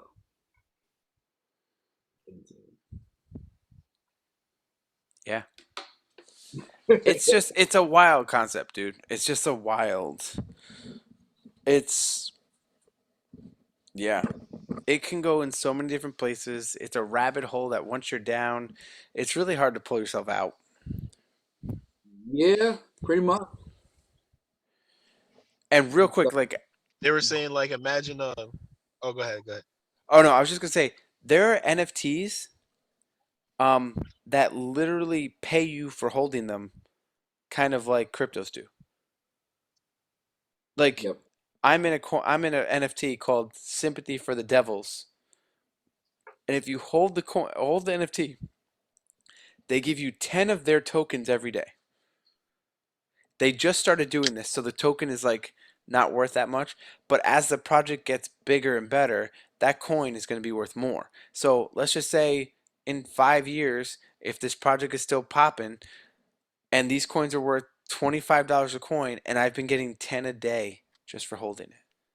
There's one called like CyberKong, I think, and it's the same thing, but it came out earlier. They give you 10 bananas every day. These bananas are, I think, they're worth to $50, right? They're worth $50 a coin, so you're making $500 a day for holding a fucking JPEG. Just for holding the coin. Or no, holding It's an honestly got me NFT. thinking because like I was gonna start looking into mining, and then once I saw the money you can get from staking, I'm like, you might as well just invest, hold, and stake instead of going through the trouble of setting up a rig. Because like reading into 2.0, they're basically gonna make mining ETH like obsolete. Oh yeah, yeah. For Ethereum, yeah. They're probably going to do that for a lot of different ones. They're not gonna do that for Bitcoin though. Well, Well, no. the Well, energy they, consumption is fucking nuts. that's why. Surprisingly, I'll be honest with you, that's a lot of FUD that people pass around that Bitcoin mining is like consumes so much energy. Some of the biggest, I'd say about 90 to 95% of the biggest Bitcoin miners in the world use renewable energy. So like they're using air, wind, water, So that's how you get volcanoes. around it. Yeah. Dude, Right. El Salvador, an entire country is mining Bitcoin with a volcano as their renewable energy. They're using the heat from the volcano Now on imagine in if the Iceland did that. exactly, bro. Like Have you there's seen the documentaries on Iceland? no. It's the world's leading country for green energy. 93% of their country is ran on green energy. That's Yeah. interesting. He's on TikTok who does Bitcoin mining and literally he's using the windmill thing for energy. They And spent like I think, 2 billion on like the entire process of it. I know that there's miners that are right near like a river or something, or use solar panels, or like it's the FUD of, oh, Bitcoin energy is going to take all blah blah. It's like most of the people who are actually like businesses that are running mining rigs, they're all using renewable energy. So the cost of the energy and the cost of the chips shouldn't concern somebody who wants to set up a rig. Is that what you're saying? It's still a lucrative investment. For like us, like as an individual, if you were to run, I don't know, like 1 to 5, it is definitely going to increase your electric bill because let's just say you're not like if you had solar at your place or whatever, like you'd probably be good. But like if I were to throw a bunch of rigs in my house, like my energy bill is going to be affected pretty nicely because I'm not using renewable energy. Um, but you have to think for Right. Bitcoin at least every 4 years when the halvening happens, it actually becomes more difficult to mine. So that's why a lot of these big mining rigs, they have so many, and they are using renewable because let's just say for this 4 years, because the halvening happens every 4 years, it is at a certain difficulty level. In the next 4 years after that, when the Bitcoin rewards get cut in half, it's going to be that much harder to mine. So you need to keep the energy down or you'll never have profit. So like let's Yeah. just say you were to do it now and you have one mining rig and you profit after, like, let's just say it takes you a year to get your profit, and then the next 3 years are all like it took you a year to get your initial investment, the next 3 years is all profit. Once the next Right. halvening happens, it's going to be harder. And if you didn't get your energy costs down, you're not going to be in profit anymore. That makes sense. So if you think about it like that, yeah. But then there's other cryptos that you can There's mine other that coin. are Yeah, easier. there's other coin to mine. Yeah, that's interesting. Like That's I'm still very waiting on my interesting. fucking helium miner since July. Fucking people taking their sweet ass time. I saw that coin go up 100% since I've been waiting for this fucking miner. So aggravating. Dude, you can mine on your computer. Like there's websites that you can go mine SHIB for free with just like a CPU, a regular CPU. Yeah, because the way it was explained to me was that you need a CPU, and then like a few like quality GPUs, and then you run the like algorithm, and then you have to overclock the GPU to like prove what you did, and then Mm. you sell the GPU. No, you have to sell the coins that you're mining to make profit up until the point that you make your initial investment and to cover your costs. Hmm. And it's hard to mine unless you know what you're doing because one, if you have someone make it for you, they're probably going to upcharge you because mining's in demand. But if you were Right. like, all right, I'm going to figure out how to make it myself, miners are in demand, but also the chips that are needed to mine are highly in demand because they're not only used That's for what I'm referring to. yeah, they're not only used for mining, but they're used for regular computers. They're used They're used for for gaming and shit. gaming, all the shit. So Yeah. like, and then with the supply chain, so let's just say a regular card that you need would be 300. Now people are up in the mining game, so now let's just say it's now 600 for the same thing that was 300 a year ago, but now with the supply chain issues, it's now 1200 a chip. So now you're paying 3 times more for the chip to make a miner that would probably only be profitable for another 2 years because the next halving's in 2024. Yeah, because those NVIDIA, those like high quality NVIDIA chips can be upwards of like $2,500, $3,000 They didn't used to be though. for one chip. But that's because of the shortage. Everybody Exactly. was feeling the shortage. Honestly, that's why I put that one topic in the chat about Rivian, the electric truck company. Like they had to push their release date to like um non-employed customers I think like 3 or 4 months. So the only people that are getting Rivian trucks right now are the people that work for Rivian. They're also overhyped in my opinion because they have such a high market cap for a company that hasn't even sold one car yet. So let's just say Have you seen reviews of this truck though? I haven't, but the thing if it's only employees, who's going to give it a bad review if you're working for them? True statement. You gotta wait until you gotta wait until the auto reviewers can some of the auto reviewers have driven it around Rivian's like track that they set up or whatever. No one's like actually opened her up on the road yet. As far as I know. But that's what I'm saying. Let's I just think there's like say one YouTube video of a guy doing like a cross country haul, But let's and just that's say about like it. that it's like let's just say the market cap's up so high right now that the value is so high. Everyone's like, "Oh my God, this thing's going to the moon," and they don't have a car sale yet. And then the cars come out, they're shitty, and then the stock plummets, and then they go out of business. Well, There was that's kind another of like company that happened to. you know what it is. They've also said that that's another reason why they're not putting cars out right now is that every single car has to be like pristine and perfect that's going out to a customer or whatever.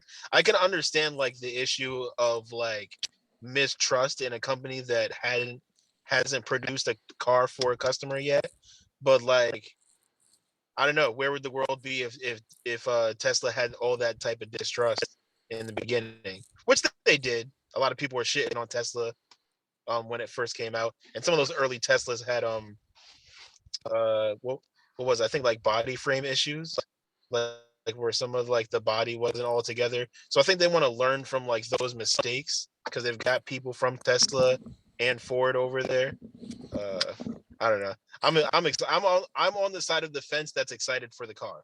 I'll put Yeah, it of that way. course. I mean the Yeah, potential's awesome, and like that's why the hype, that's why the stock's up right now because the potential and the possibility and the you know what I'm saying, but it was too hyped too fast that if the car sucked, then that shit, like all these people are gonna lose mad money.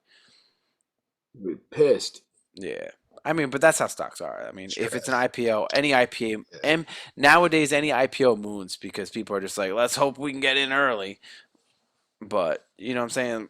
That's What they just, did for Doge. huh?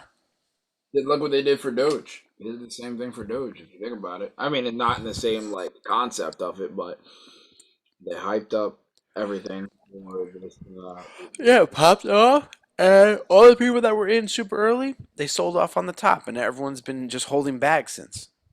yep. How many people do you think that bought in at 70 cents when it hit 74 and dropped, or 77 dropped?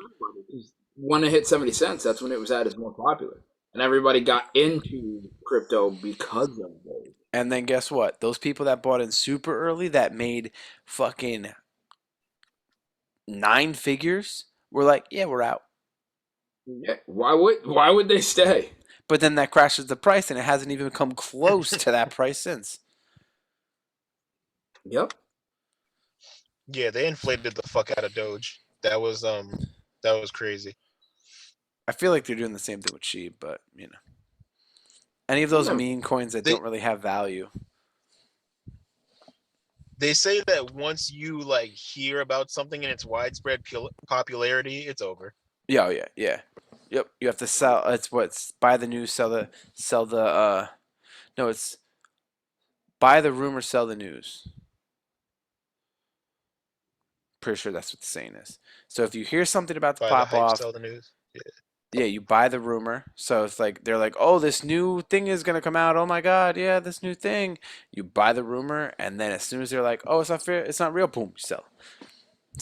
Yeah. The cum rocket's gonna blast off, is what I'm Oh hearing. yeah. Andy loves his cum rocket coin. Dude, at least we have the technology to track all these coins and the trends. You know what I mean? See how it performs over a week, over a month, over a year, type shit. I mean, we've had that with stocks for forever now. It's just, I think that's an alternative now. yeah. It wasn't readily available to where like I feel like people could like see it and like have a breakdown and understand what's going on. Yeah, yeah. I mean, I mean, I I feel would, like today things are a lot more accessible. yep, I was about to say the same thing. Like, I think the pandemic, Yeah, how it sucked in many ways, but the trading apps, the stock apps, the crypto apps, a lot of them became more mainstream that gave everyday normal people the opportunity to trade, learn, and, watch the markets. Yeah. I agree. Yeah. So I feel like this might be like one of our longest episodes ever. I feel like we've touched on a lot of different things, which is Oh always fun yeah. and exciting. Um, I, if you guys have any last things to say, um, if not, we could plug out for the upcoming weeks. Andy coin to the moon. Andy coin Ooh, to the moon. and NFT. Come rocket, baby, come rocket. Blast off. Whoa, daddy. Whoa, dad! Oh, the Whoa Daddy coin. Whoa, daddy coin. Ah, me and you were on the The same Whoa brain. Daddy coin. Whoa Whoa, Daddy daddy. coin. The the disaster party coin. Ooh, maybe one day. Maybe The one day. DP coin. The DP coin, baby. That can mean many different things. Whatever you wanted to think it is, it Holy is. shit. That's On that note, about it. Whoa, daddy. All right. On that note, some of our upcoming episodes we're booked all the way till January 9th. So let me run down. We got next week, next week, next okay. week. We got the Office Revisited. Them Andy, boys are busy. yeah, we are. Next week we got Office Revisited. Andy got cut off before. Didn't tell us if he's watched it or not. He's got one more week. He's got one more week, ladies and gentlemen. How far are you, Andy? Uh, I think I might make it. I think I might make it. I guess we'll I see. might make it. I guess we'll see. All right, after that, after the Office episode, yes, we are reviewing this movie the weekend it comes out. Spoilers ahead.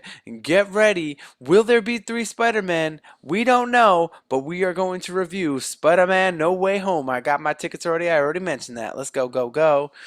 Let's The week go. Sweet. the week after that, December 26th, the day after that, Xmas, baby, we are doing horror Xmas movies with Brent and Shawnee D. Also, Brent and Shawnee D will also be on The Office Revisited because they want to fuck with Andy as much as I do. Bring it. They have not told us what horror Christmas movie we're watching yet, but they've got some ideas and we're gonna watch it.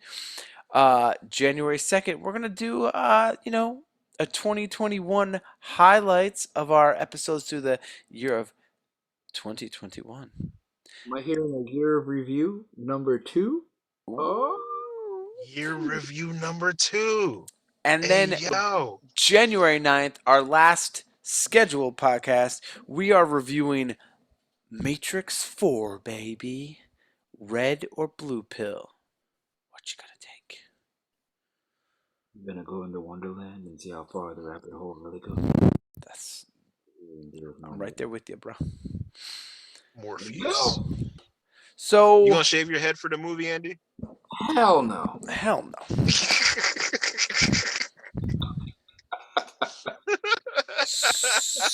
So, as always, I want to remind everyone to like, share, rate, review, comment, subscribe. Give us a 5-star on all podcast apps. Subscribe to us on the YouTube. Help us with the algorithm.